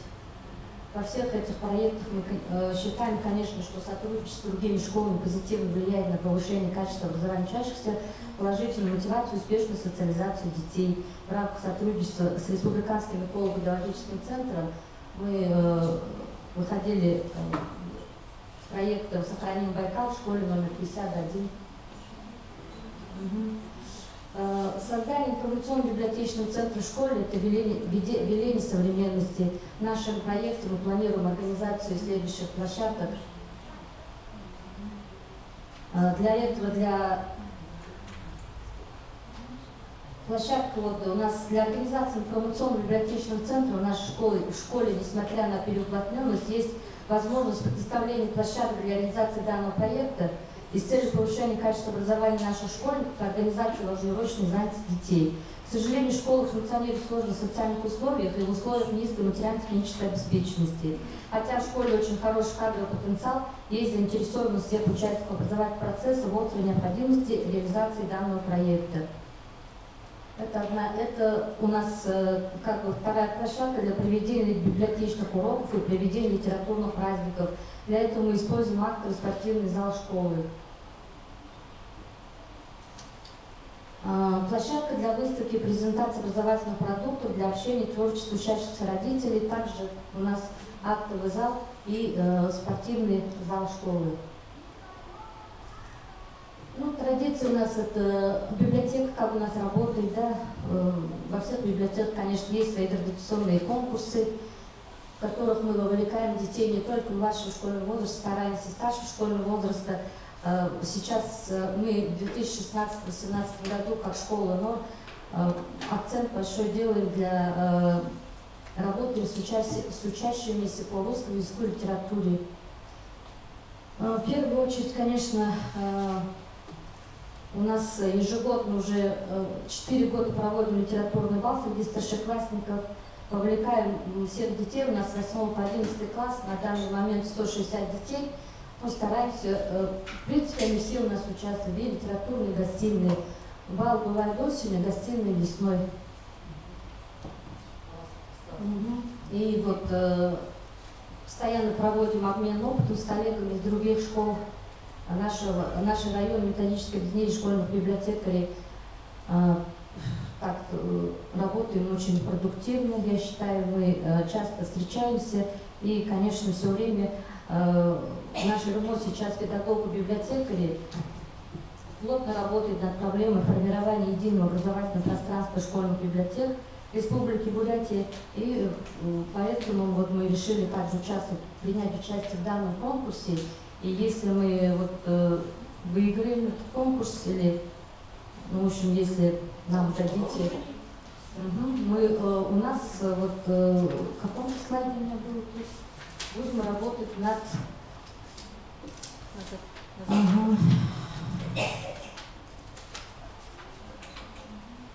своим проектом, притворять, но уже более удобно для нас будет, если у нас будет с чем работать, да, с материально-технической базой, если у нас будет усилие. Спасибо за внимание. Пожалуйста, вопросы? Как будет реализовываться дистанционное обучение на базе информационно-библиотечного центра?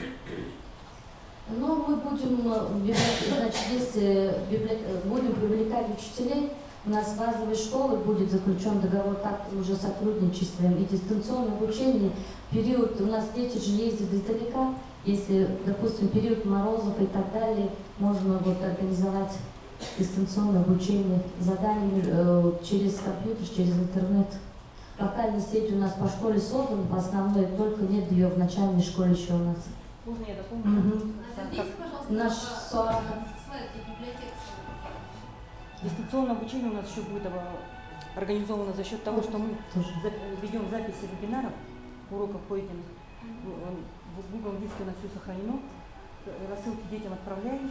Большая часть детей все-таки у нас сейчас обеспечена интернет-сообщением. И вот хотелось бы, чтобы наша библиотека все-таки была действительно центром, копиркой этих видеоуроков и так далее. Если дети, допустим, пропустили уроки, опять-таки мы говорим, да, что у нас дети со всей республики, очень много приезжающих детей, вокруг нашего села очень много ТНТ, СНТ, сколько, около 70, да, вокруг нас. Наша школа на сегодня у нас 954 ребенка вместе 310 детей. И само собой мы очень нуждаемся в том, чтобы дети были все организованы, несмотря на то, что дети не смогли приехать. Ситуация разная бывает. Вот таким образом у нас будет организовано. Спасибо. Так, пожалуйста, еще вопрос. У вас проектор уже есть, да? Проектор? Вот проекторов у нас нет. Хотелось бы, А кабинетов хоть мы их из кабинетов приносим. А компьютер уже поставить, это место Мало найдем. Главное, знаете, да? Так, пожалуйста, еще вопросы есть? Спасибо большое. Два видеопроекта мы сами посмотрим. Один видеопроект. Давайте. Хорошо, тогда товарищ экспертную комиссию, я прошу удалиться. Да. Вадим Викторович, ставь там видеопрезентацию. Мы с вами немножко закончим работу, послушаем опыт других регионов, пока будет обсуждаться проблема. Вам время 20 минут, хватит это не думаю. Так, слово предоставляется госпоже Сенник, доценту кафедры управления экономики и образования Хабаровск, город Хабаровск. У них есть приоритет региональных проектов, эффективная школа называется. То есть как механизм изменения качества образования, школа с низкой образованностью, школа, конечно, просто. Пожалуйста.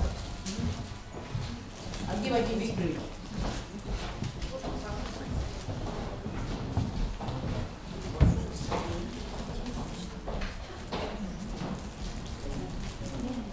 Посмотрите, где Вадим Викторович, да?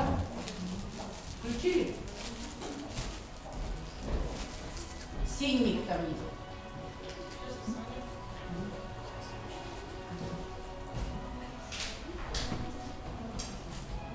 Как в Хабаровском крае работают школы с низким. Тихонечко народ разбрелся. уже норма короны. Да, устали, конечно. Целый.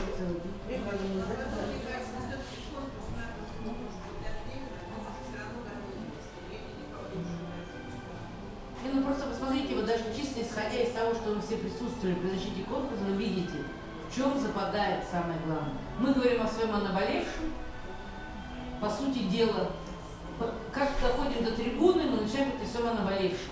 А по логике должно быть четко показать, в чем суть проекта. Поэтому вот сейчас вы обратили внимание, очень много создается всевозможных организаций, которые выделяют грант. Очень многие гранты подпадают под общественные организации. Вот сейчас президентские гранты были, да? Сколько денег? Самый минимальный 500 тысяч можно было получить. Но ошибка в чем заключается? В том, что неграмотно оформляем, не фиксируем те необходимые моменты, которые важны. Мы даже при защите изменить ситуацию очень сложно.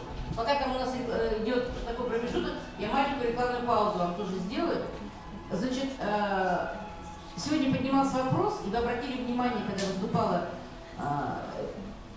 из Сырцоя Альбина Борисовна, что один из кластеров, который они сделали, и почему школы с норм уменьшились, они же просто поменяли немножко структуру, и там они внесли организацию учебно-исследовательской деятельности, как одно из элементов федерального государственного образовательного стандарта.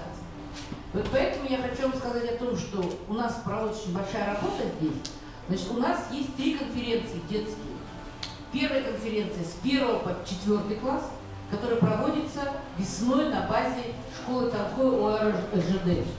Вторая конференция зимой с 5 по 8 класс на базе Слюдянки, она межрегиональная. И третья конференция проводится у нас здесь в феврале в чтении Вернадского. Это организация исследовательской деятельности, возможность учащихся работать, получить здесь еще образовательную площадку. Второй момент, это 7, 8, 9 ноября, мы к вам пришли, мы еще информационное письмо, будет конференция всероссийская. Ой, все, слушай, звука нету. Звука нету.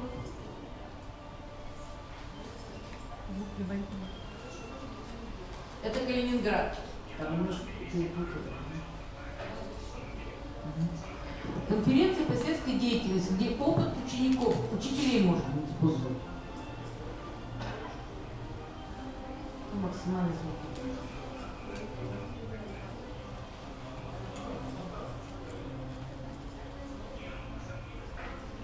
Громче не получится?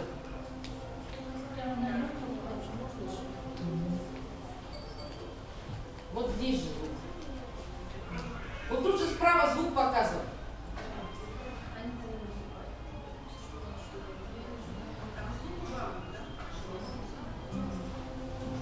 На видео прямо. Это у нее.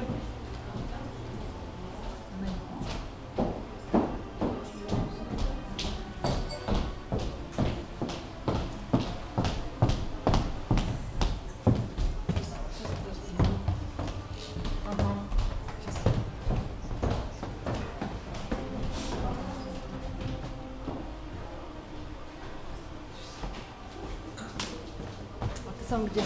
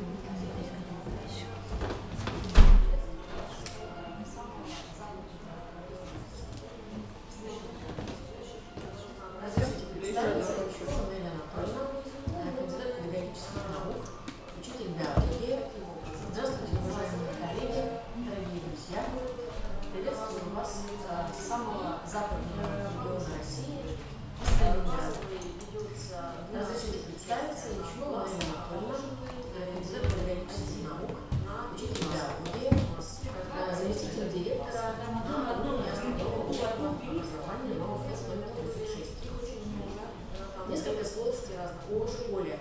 На конец года у нас было 717 человек.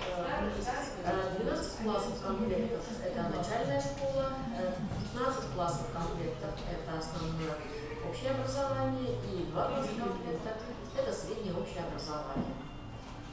В окружении нас находятся еще 3 школы и 2 лицея.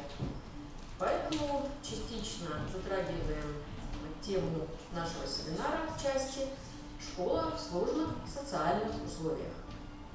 В части образовательных результатов не скажу, что у нас низкие результаты, но для того, чтобы добиться более высоких результатов, мы применяем различные модели для успешного обучения обучающихся. Об этом я вам немножко и расскажу. Мы используем разноуровневые группы по математике и английскому языку. По параллели рейтингуются ученики по качеству знаний, и, соответственно, идет распределение на базовый уровень, повышенный уровень или углубленный уровень. Не всегда представлены эти три группы, потому что может сложиться ситуация так, что в параллели большее количество учеников нуждаются в базовом уровне. Тогда открываются, допустим, две группы базового уровня и одна группа или повышенного, или углубленного уровня, в зависимости от того, какие дети в данном параллели. Также мы используем модульное обучение и курсы по выбору. Модульное обучение заключается в следующем. У нас есть предметные модули и внепредметные модули. Предметные модули используем на таких дисциплинах, как физкультура, технология, русский язык. По физкультуре предлагаются на часовые модули на выбор. Ну, например, в какой-то параллели может быть из трех дисциплин. Допустим, волейбол, баскетбол, тренажерный зал. В следующей четверть может быть настольный теннис, черлидинг и тренажерный зал. И таким образом в каждой четверти получается разный набор модулей.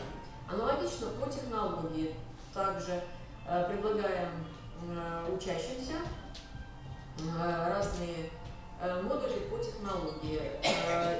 И, соответственно, иногда используем, у нас ресурсов, например, не хватает, у нас только 2 технолога. Поэтому мы используем дополнительные образовательные учреждения.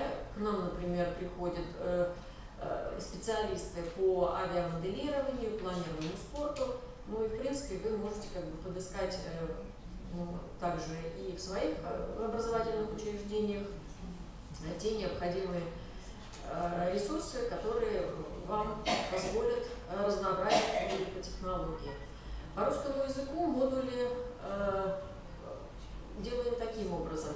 Базовый модуль на базовом уровне русский язык и повышенный уровень. Базовый ведется для большей части одного класса, а повышенный делаем 1 на 3 класса, потому что у нас в каждой параллели по 3 класса. Внепредметные модули. Внепредметные модули, их очень много, там до 50 разных модулей. Система такая, в 5 классах 1 модуль в месяц, то есть каждый месяц меняются модули, в 6 классах меняются 1 раз в четверть, в 7 классах уже не модули, а курсы по выбору. 1 курс в четверть. В 8 классах следующим образом идет 3 потока, в каждом потоке по 5-6 модулей. И, соответственно, ребенок из каждого потока выбирает по одному модулю. Таким образом, за год он может попробовать себя в различных модулях на разных 3 категориях. И в 9 классах существуют так называемые подготовительные курсы, но это мы склоняемся к тому, чтобы подготовить детей к государственной итоговой аттестации. Они осуществляют предметы по выбор этих предметов, и, соответственно, мы сразу ставим подготовительные курсы по выбранным предметам. Все это находится у нас в учебном плане, все в динамическом, нелинейном расписании. Соответственно, это все работает, то есть работаем мы уже где-то, наверное, 3-4 год. Еще мы используем десятибалльную накопительную систему оценивания, зачетные дни и погашение академических задолженностей. Десятибалльная накопительная система, сначала, конечно, она вызвала, так скажем, неприятие в первую очередь у родителей, но потом дети воспринимают это очень быстро и в положительной динамике. Почему? Потому что нет сбоев. У нас единственное от 0 до 3 это неудовлетворительный результат, но если ребенок накопил, там, например, даже 2 балла, то есть он накопил все равно это занес. 4-5 это удовлетворительный результат, 6-7 это хороший результат, 8-10 баллов это отличный результат. Также мы используем оценивание, текущее оценивание и констатирующие работы. Электронный журнал в четверти ребенок получает процентное содержание его качества знаний. Ну и, соответственно, там идет градуировка, аналогично вот шкале. Значит, до 30% это неудовлетворительный результат, 30-59% это удовлетворительный, 60-79 это хороший, 80-100 и более это отличный. Почему более 100? Потому что существует так называемый экстра балл за участие в олимпиадах, конференциях и других конкурсных мероприятиях. Зачетные дни используем, если у ребенка неудовлетворительный результат. В конце каждой четверти 2 зачетных дня он может или повысить результат, или как бы исправить неудовлетворительный. Если не получается в начале четверти следующей, у него еще одна попытка. Если он этого не делает, у него образуется академическая задолженность. То есть если в первой четверти он написал что-то на 27%, соответственно, это не перекрывается остальными четвертями последующими, и эта задолженность за первую четверть у него остается на конец года. В конце года он должен написать итоговую годовую работу по данному предмету. Для этого мы в июне с ними занимаемся, потом они пишут работу. Если и в этот раз не получилось, тогда у него есть 2 месяца заниматься самостоятельно дома, и, соответственно, с 1 по 15 сентября по закону об образовании он имеет право погасить академическую задолженность во 2-й раз. Если этого, так скажем, не происходит, ну, предварительно понятно, что консультация проходит, если этого не происходит, то, соответственно, 2 варианта у родителей. Если 1-2 задолженности мы можем перевести или более 2 задолженностей, то мы предлагаем родителям повторное обучение. Результаты школы по результатам государственной итоговой аттестации в 9 классах у нас достаточно высокие. В 2016-2017 году 100% обучающихся получили аттестаты из допущенных до государственной итоговой аттестации по той простой причине, что 12 человек мы не допустили в основной период. Они у нас пересдавали в дополнительные в сентябрьские сроки, и из них 70% сдали успешно. В этом году у нас получили из 100% допущенных 96, и 4% вот, будут пересдавать один предмет, это математика, вот осенью в сентябрьские сроки. Мы очень надеемся, что у нас будет 100% сдача государственной итоговой аттестации за 9 класс. В 11 классе у нас 100% сдача ЕГЭ. Еще одно нововведение касается исследовательской и проектной деятельности. Могу сказать вам, что у нас происходит 100% охват обучающихся исследовательской проектной деятельностью 5-11 классов. Как нам это удается? 5-6 классы у нас занимаются данной работой на весенних каникулах, 7-8 классы на весенних каникулах, 9-11 классы синопсисы проходят в сентябре, дальше защита в ноябре и декабре, и далее они участвуют на всех конкурсах, конференциях или каких-то мероприятиях различного уровня. Но, надеюсь, мы с вами об этом уже поговорим и удастся нам с вами побеседовать. Спасибо вам большое за внимание. Будем рады сотрудничеству. Наши координаты есть у замечательного руководителя Брянского регионального отделения исследований Цыреновой Марины Геннадьевны. Мы желаем ей и всем вам успехов, достижения целей. Мы меняем образование к лучшему.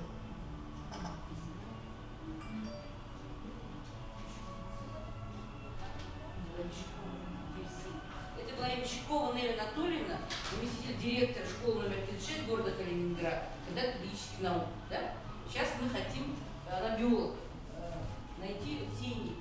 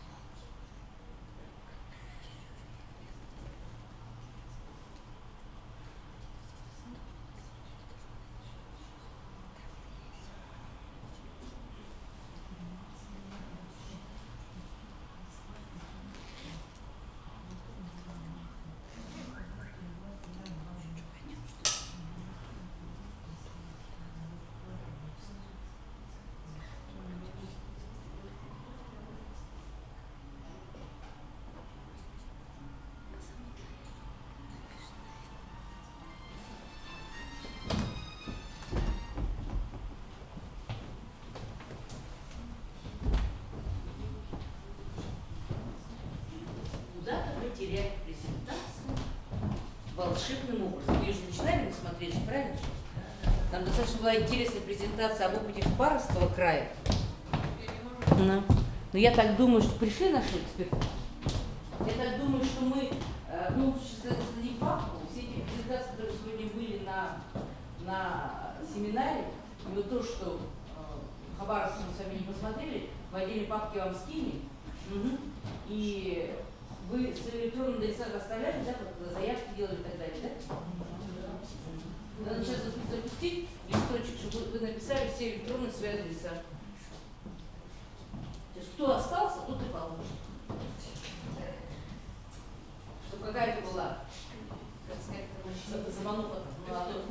Ольга Владимировна, вот, позовели, все разбредут, я как-то не поверила. Но потом, на самом деле, в тех часах он сразу... уже потом, когда... А вот нашли.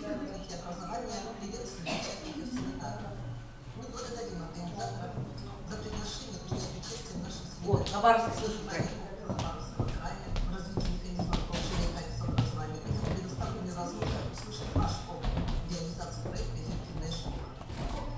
Согласно государственной программе развития образования в Хабаровском крае, основным приоритетом в сфере общего образования является обеспечение равенства доступа к качественному образованию, обновление его содержания и технологий в соответствии с изменившимися потребностями населения, новыми вызовами социального, культурного и экономического развития Хабаровского края.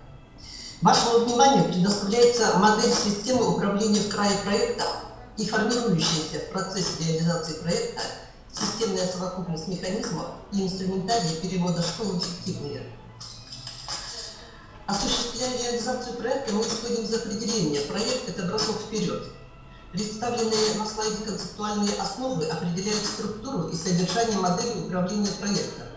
Его целевая направленность – создание и развитие необходимой инфраструктуры как системной совокупности взаимосвязанных между собой структур, механизмов и инструментов для оказания информационно-методической помощи, поддержки и сопровождения школ, имеющих низкие образовательные результаты, и школ, работающих в сложных социальных условиях, для повышения качества их образовательной деятельности.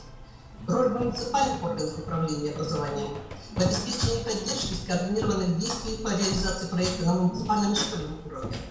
В центре управленческого внимания школ, участниц проекта, образовательная среда, где и должны произойти изменения.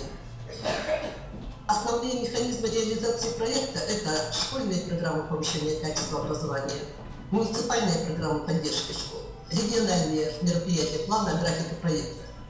Как показывает опыт, любую школу, несмотря на различия в ключевых проблемах и уровень ресурсной обеспеченности, характеризует система факторов, которые, являясь движущими силами, могут стать для школы силами, тормозящими развитие. Эти факторы мы положили в основу созданной нами модели макета системы управления школой в условиях изменений, которая может быть использована при составлении последующей коррекции школьных и муниципальных программ. Основной акцент в модели мы сделали на управление школой, выстроенное в соответствии со стратегией распределенного лидерства, предполагающим субъектную роль всех участников образовательных отношений в движении к новому качеству на принципах сотрудничества, содеятельность, солидарная ответственность за результат. Все интервенции и изменения в школе рассматриваются с точки зрения влияния на образовательную деятельность, учебные ситуации, образовательные события, внеучебные достижения, образовательные технологии и результаты. Процесс реализации школьных программ ориентирован на основные качественные характеристики. Это ресурсная обеспеченность, организация образовательного процесса и образовательные результаты, как объект мониторинговой деятельности по отслеживанию качества и эффекта от реализации программ. На данном слайде мы высветили основные направления развития наших школ как стратегии, как механизмы развития обозначенных выше факторов, в контексте которых можно вычленить немало новых стратегий. Они являются для школ универсальными, общими, но разными по уровню проблемности и приоритетности. Для муниципального уровня управления каждое из этих направлений стратегий выступает объектом поддержки и определяет содержание таких управленческих механизмов, как муниципальные программы развития образования или подпрограммы муниципальных программ социально-экономического развития, обеспечивающих бюджетное финансирование мероприятий, и муниципальные программы информационно-методической поддержки школ. Рассмотрим некоторые муниципальные модели поддержки школьных стратегий, составляющих основу муниципальных программ поддержки. К примеру, Поддержка кадрового обеспечения школ осуществляется через привлечение педагогических кадров в школы и создание условий для их закрепления, что отражено в муниципальных программах социально-экономического развития. На обеспечение школ квалифицированными специалистами направлены муниципальные методические службы, призванные внедрять в школы новые формы методической работы, эффективные образовательные технологии, педагогические техники для обеспечения образовательной успешности обучающихся. Муниципалитеты широко используют такие формы, как методические десанты в школе проекта, организацию и проведение массовых организационно-методических научно-практических мероприятий, конференции, модельные семинары, вебинары, обязательно привлечение в школу проекта. Входят в практику межшкольные педагогические советы, межшкольные предметные объединения, что важно для школ участниц проекта. Одной из главных функций муниципальной методической службы является методический аудит образовательных программ. Действенным способом кадровой поддержки является реализация мер по стимулированию и поддержке участия педагогов в конкурсах, грантах, проектах на разных уровнях. Критерии и показатели оценки качества данного направления, как ориентиры для муниципалитетов методической поддержки, это обеспечение школы высококвалифицированными педагогическими кадрами, новое взаимодействие сотрудничества учителя и ученика, предупреждение и устранение проблем профессионального выгорания учителей. В рамках поддержки установления школами внешних связей интересен опыт ОМСУ города Комсомольска на Амуре, Верхнебуринского муниципального района в организации взаимодействия и сотрудничества школ с вузами, учреждениями СПО и производственными предприятиями. Эффективным способом повышения профессиональной компетентности является поддержка участия педагогов в интернет-сообществах. Наиболее активно используется эту форму в разных ее проявлениях в Амурском, Вяземском, Советско-Гаванском районах. В Амурском районе создано свое сетевое сообщество учителей родного языка Андана. Широко распространена в районах такая форма, как сетевые пары школ со школами, наставниками, школами и консультантами. Активно используются стажировки на базе школ, где работают лучшие учителя района. Важный ресурс, который получает развитие в муниципалитетах, это поддержка вовлечения местного сообщества в деятельность школ. Разработка и реализация совместных проектов, программ, что может способствовать внедрению, в том числе финансово-экономических механизмов развития школ. Значимым ресурсом в поддержке школ является муниципальная система допрофессиональной подготовки обучающихся, предполагающая создание в школах профессионально ориентированной среды, мотивирующей обучающихся на продолжение образования. Наряду с формами поддержки, представленными на слайде, в муниципалитетах нарабатывается опыт организации сетевого взаимодействия с предприятиями, заинтересованными в профессиональной подготовке будущих кадров, использование ресурсов их профессиональной производственной среды, консультирование педагогов и обучающихся удаленных школ в дистанционной форме на базе ресурсных центров, разработка механизмов содействия трудоустройству выпускников этих школ, показатели оценки качества муниципальной поддержки дальнего направления, готовность выпускников школ к дальнейшему обучению, успешной социализации и будущей профессиональной самореализации. Необходимым механизмом в проекте является психолого-педагогическая служба, действующая в районах, находящаяся в поисках новых форм работы со школами. К примеру, для удаленных школ Советско-Гаванского района удобным является создан виртуальный консультационный кабинет психолого-педагогической службы. Для школ Амурского района организовано дистанционное консультирование педагогов по вопросам психолого-педагогического сопровождения обучающихся. В системе поддержки школ все более актуализируется совершенствование форм взаимодействия с родителями, законными представителями обучающихся.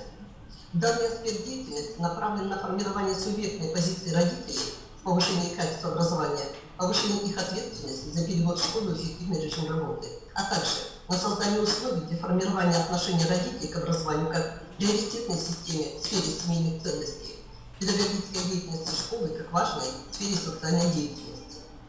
Поскольку осуществление изменений невозможно без механизмов конструктивной и обратной связи, важным для деятельности муниципалитетов является помощь и поддержка школ в сопровождении комплексного аналитического отслеживания процесса, систематического стандартизированного наблюдения, проведения внутреннего аудита.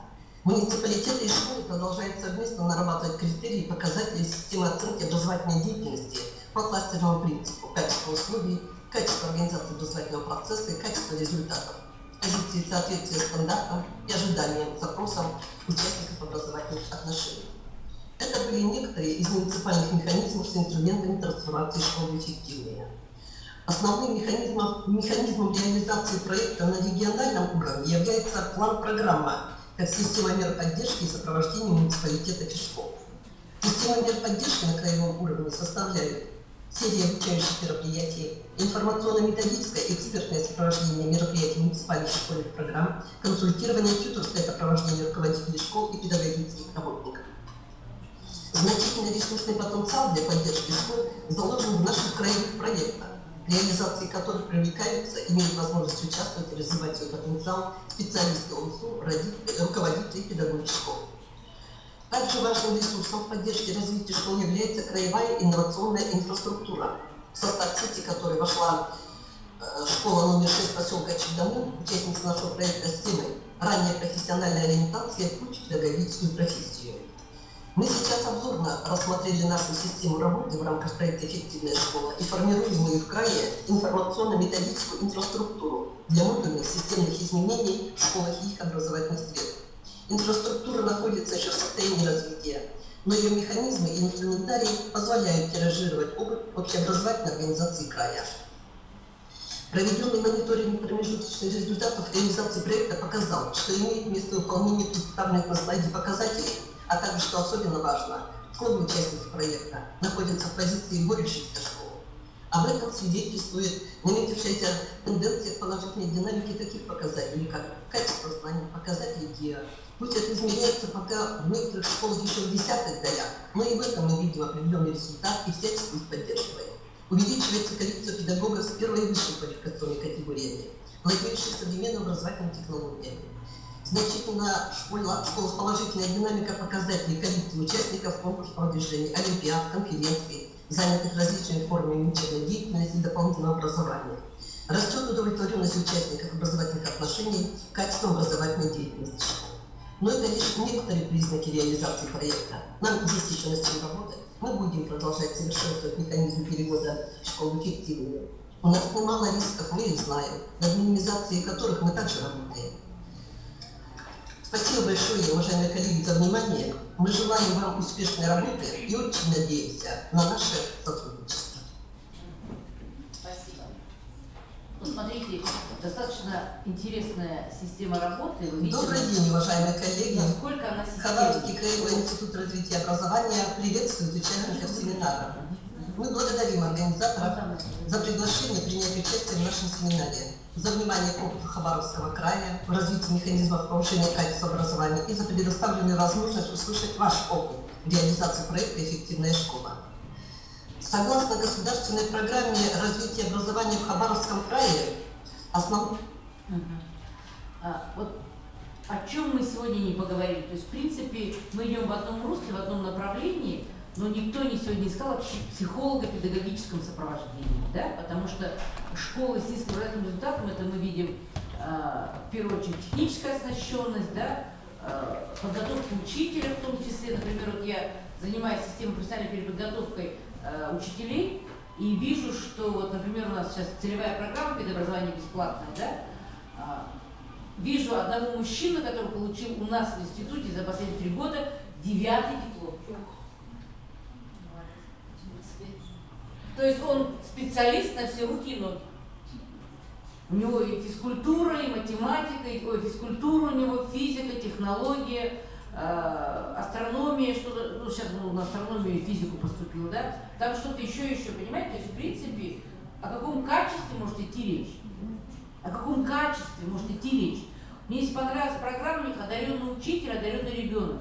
То есть учителю тоже надо уделять серьезное внимание. Вот я все время переживаю в том плане, что вот современный учитель, который имеет некий стаж, он все равно получает не такую маленькую заработную плату.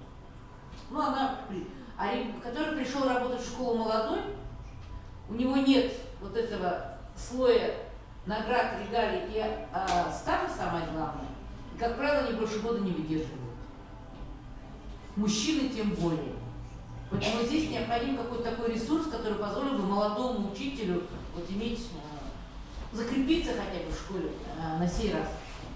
Поэтому вот психолого-педагогическое сопровождение мне очень понравилась эта идея, и я думаю, что в рамках работы со школами, находящихся в таких условиях, надо об этом серьезно подумать. Это первое. Второе, вы обратили внимание, что пока жареный петух не клюнул, не произошло событий в 5-й школе, о психологах никто не говорил так серьезно. Теперь опять начинается переобучение психологов, как специалистов. Поэтому я вот очень раз прошу подумать о том, каким образом может Бурятский государственный университет имеет такой огромный факультет, как социально-психологический факультет, оказать помощь школам с низким образовательным результатом. Это нужно, во-первых, работать с самими детьми, потому что есть же категория запущенный ребенок, а есть ребенок, который, необходима медицинская помощь в первую очередь. Есть категория ребенок, который не занимался, а не было у него условий дома, а голова варит очень хорошо. Поэтому это тоже надо посмотреть, и психолог должен с этим вопросом поработать. Второй момент, который касается, это, конечно, работа с учителем. Вот я же говорю, очень хорошо работать в школе экономики, когда 100-бальники поступили, пожалуйста. Мне кажется, они готовы и самостоятельно работать. А когда вот я все смешные случаи рассказываю, я особо не отвечаю студентов на лекциях, потому что я говорю, лекция это ваше дело, но на семинары, прошу, пожалуйста, придите, отработайте, покажите. А лекция это, другие семинары, как я читаю в Угорале, сейчас интернет, все доступно. Но у меня очень плохая память на имена, но очень хорошая память на лица. И вот в прошлом году был такой инцидент. Приходит парнишка, я его ни разу не видела. Ой, дорогой, я тебя что-то не помню, говорю. Ни разу тебя не видела. Он говорит, ой, не переживайте, Мария, я-то вас видел. Я все время думаю, где он меня интересно видел, да? То есть, потому что наверное, в коридорах где-то, да? А на семинарах, наверное, ни разу не. Вот пришел сейчас такой контингент. Уволить студента-бюджетника очень сложно. Потому что бюджетное место – это бюджетное место, на него идут наши… Сейчас вообще очень сильно сделана система бюджетирования. Мы тоже, как вы, получаем деньги на студентов. Поэтому до последнего, когда мне говорят, Марина Геннадьевна, у вас студент там не сдал экзамен, найдите, пожалуйста, поставьте ему. Я говорю, может, вы найдете, а я его поспрашиваю хотя бы. То есть, видите, как поменялась система. Раньше за нами бегали. Я говорю, Марина Геннадьевна, поставьте, пожалуйста, это меня отчисляют, да?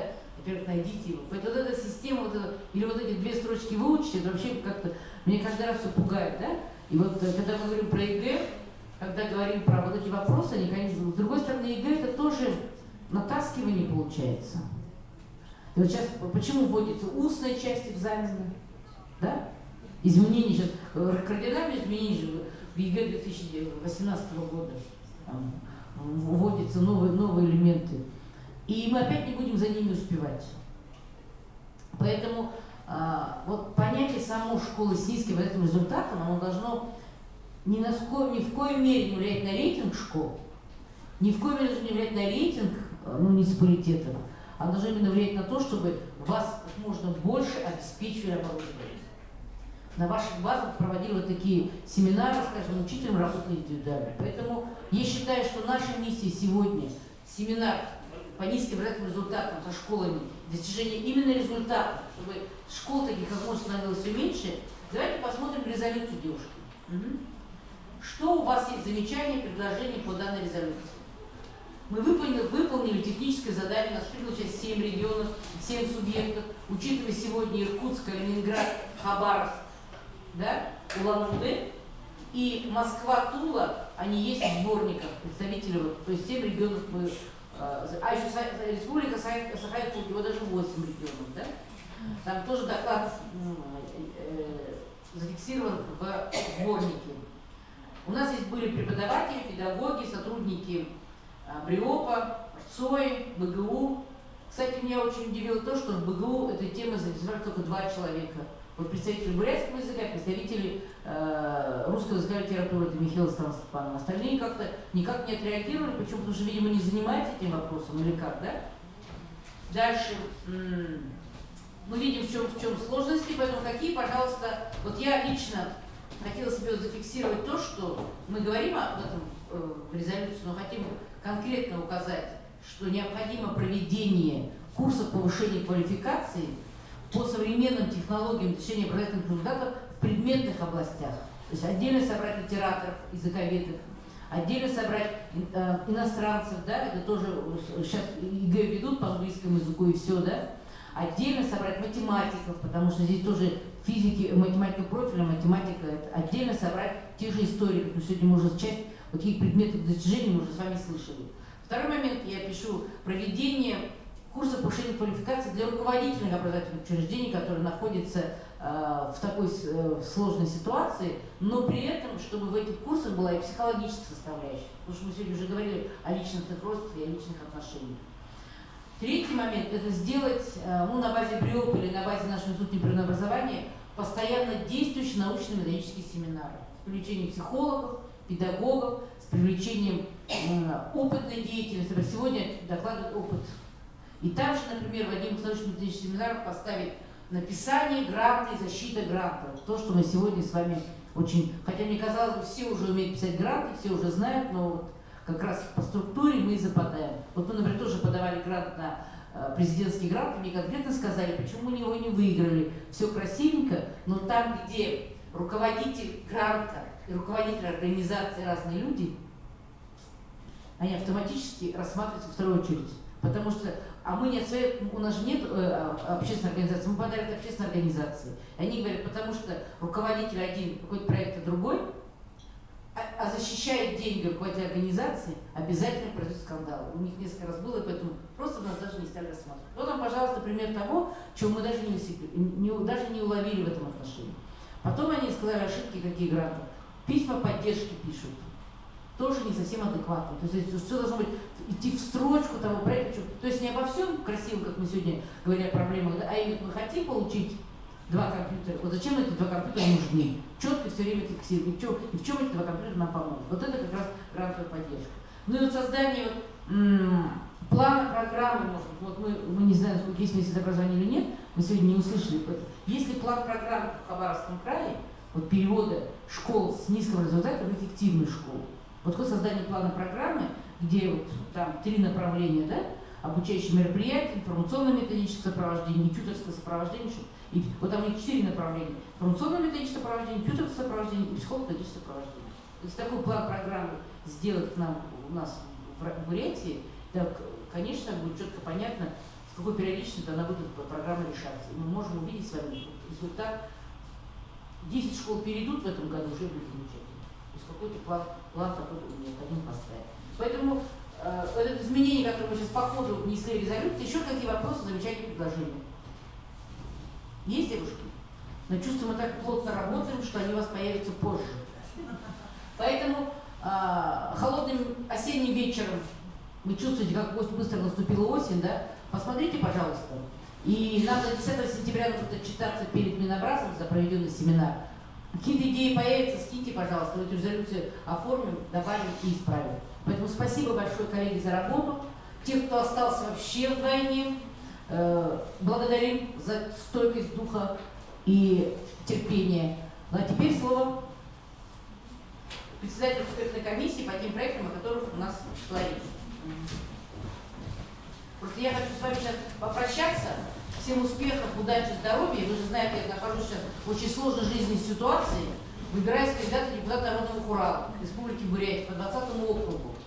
И уже начались какие-то всякие компроматы на меня, поэтому вы не верьте. Я как была человеком слова, дела и, самое главное, близкий к вам коллега, обращайтесь, пишите. Институт непрерывного образования ждет вас на курсы. Всем успехов, всего самого доброго. А Ольга Владимировна и Наталья Ивановна закончит семинар. Поэтому простите меня, пожалуйста. Удачи вам. Спасибо. Я потом узнаю, кто стал комиссией, да? Добрый день, уважаемые коллеги. Разрешите представить результаты экспертной комиссии. Ну, во-первых, мне хотелось поблагодарить всех участников, которые прислали эти проекты, выразить благодарность Министерству образования в лице Кургузовой Ольги Владимировны за то, что она сделала акцент на школьные библиотеки. И хотелось бы прокомментировать, значит, то, что мы получили. На сегодняшний день первое место по проекту занимает Сушинская школа Балтинского района, у нее 63 балла. Второе место – Тарбагатайская СУШ, 61 балл, и Наушкинская, 45.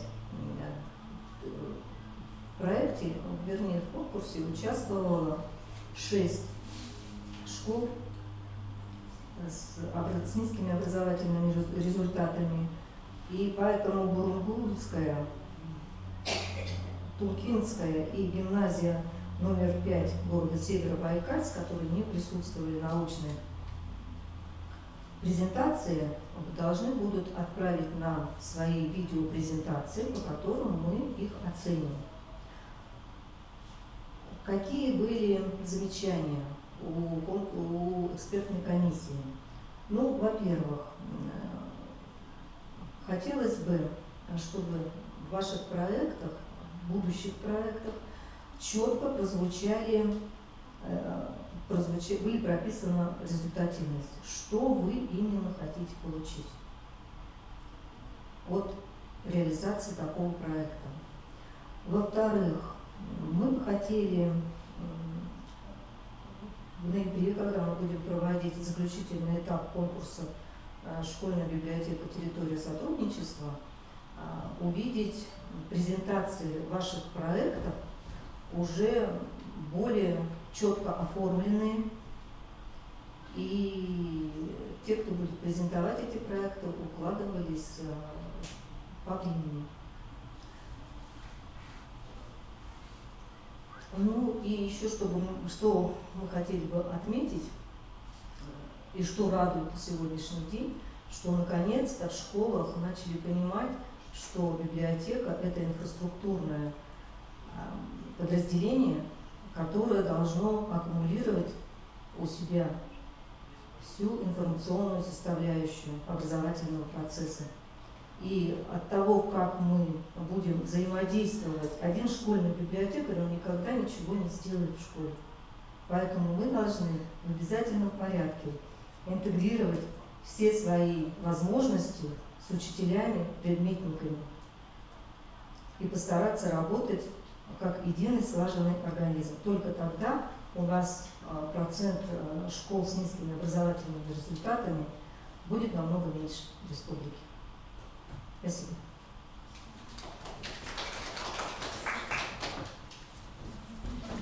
Вопросы есть? А вопросы есть вообще? Так все трагически прозвучало. Как будто, я не знаю, Ольга Михайловна, надо было поздравить коллег, что у нас наконец-то впервые именно за несколько лет выделено оборудование школы. Это 3 ноутбука, многофункциональное устройство, фотокамера, видеокамера, да? Проектор и экран. И этим оборудованием будет пользоваться именно школьной библиотеки для проектной деятельности. Вы сможете реализовать то, что вы там задумали, хотя не у всех получилось это красиво нам рассказать, но мы уверены, что вы все-таки эту работу видите. Да? Что касается 3 комплекта мы распределили нашим троим лидерам, а 1 комплект мы решили еще дать время и распределить между 3 школами. Это Тункинская, Бурунгойская, потому что по техническим причинам, вы знаете, где они находятся, да? Тракинский район очень далеко, не смогли сюда доехать. И Северобайкальский город, тоже далеко, они не смогли бы в любом случае не поехать, да? И поездка вышла подороже, чем все оборудование. Вот, поэтому они дошли там презентации какие-то, а Тункинская школа почему просим презентацию, потому что мы не смогли услышать в презентации Ольги Ивановны, да, здесь, вот, что все-таки будет реализовано в проекте. Может быть, ваши коллеги, которые там с вами вместе работают, да, сделают это. И вот 1 комплект какой-то из этих школ достанется. Поэтому мы всех вас благодарим все равно за участие и ожидаем, что все вот эти школы и победители в том числе предъявят свои результаты на конкурсе, на республиканском смотре конкурсе библиотек. И уже с реализованным оборудованием, с полученным оборудованием, с реализованным проектом. Все. Всем большое спасибо за участие. Сегодня было спасибо.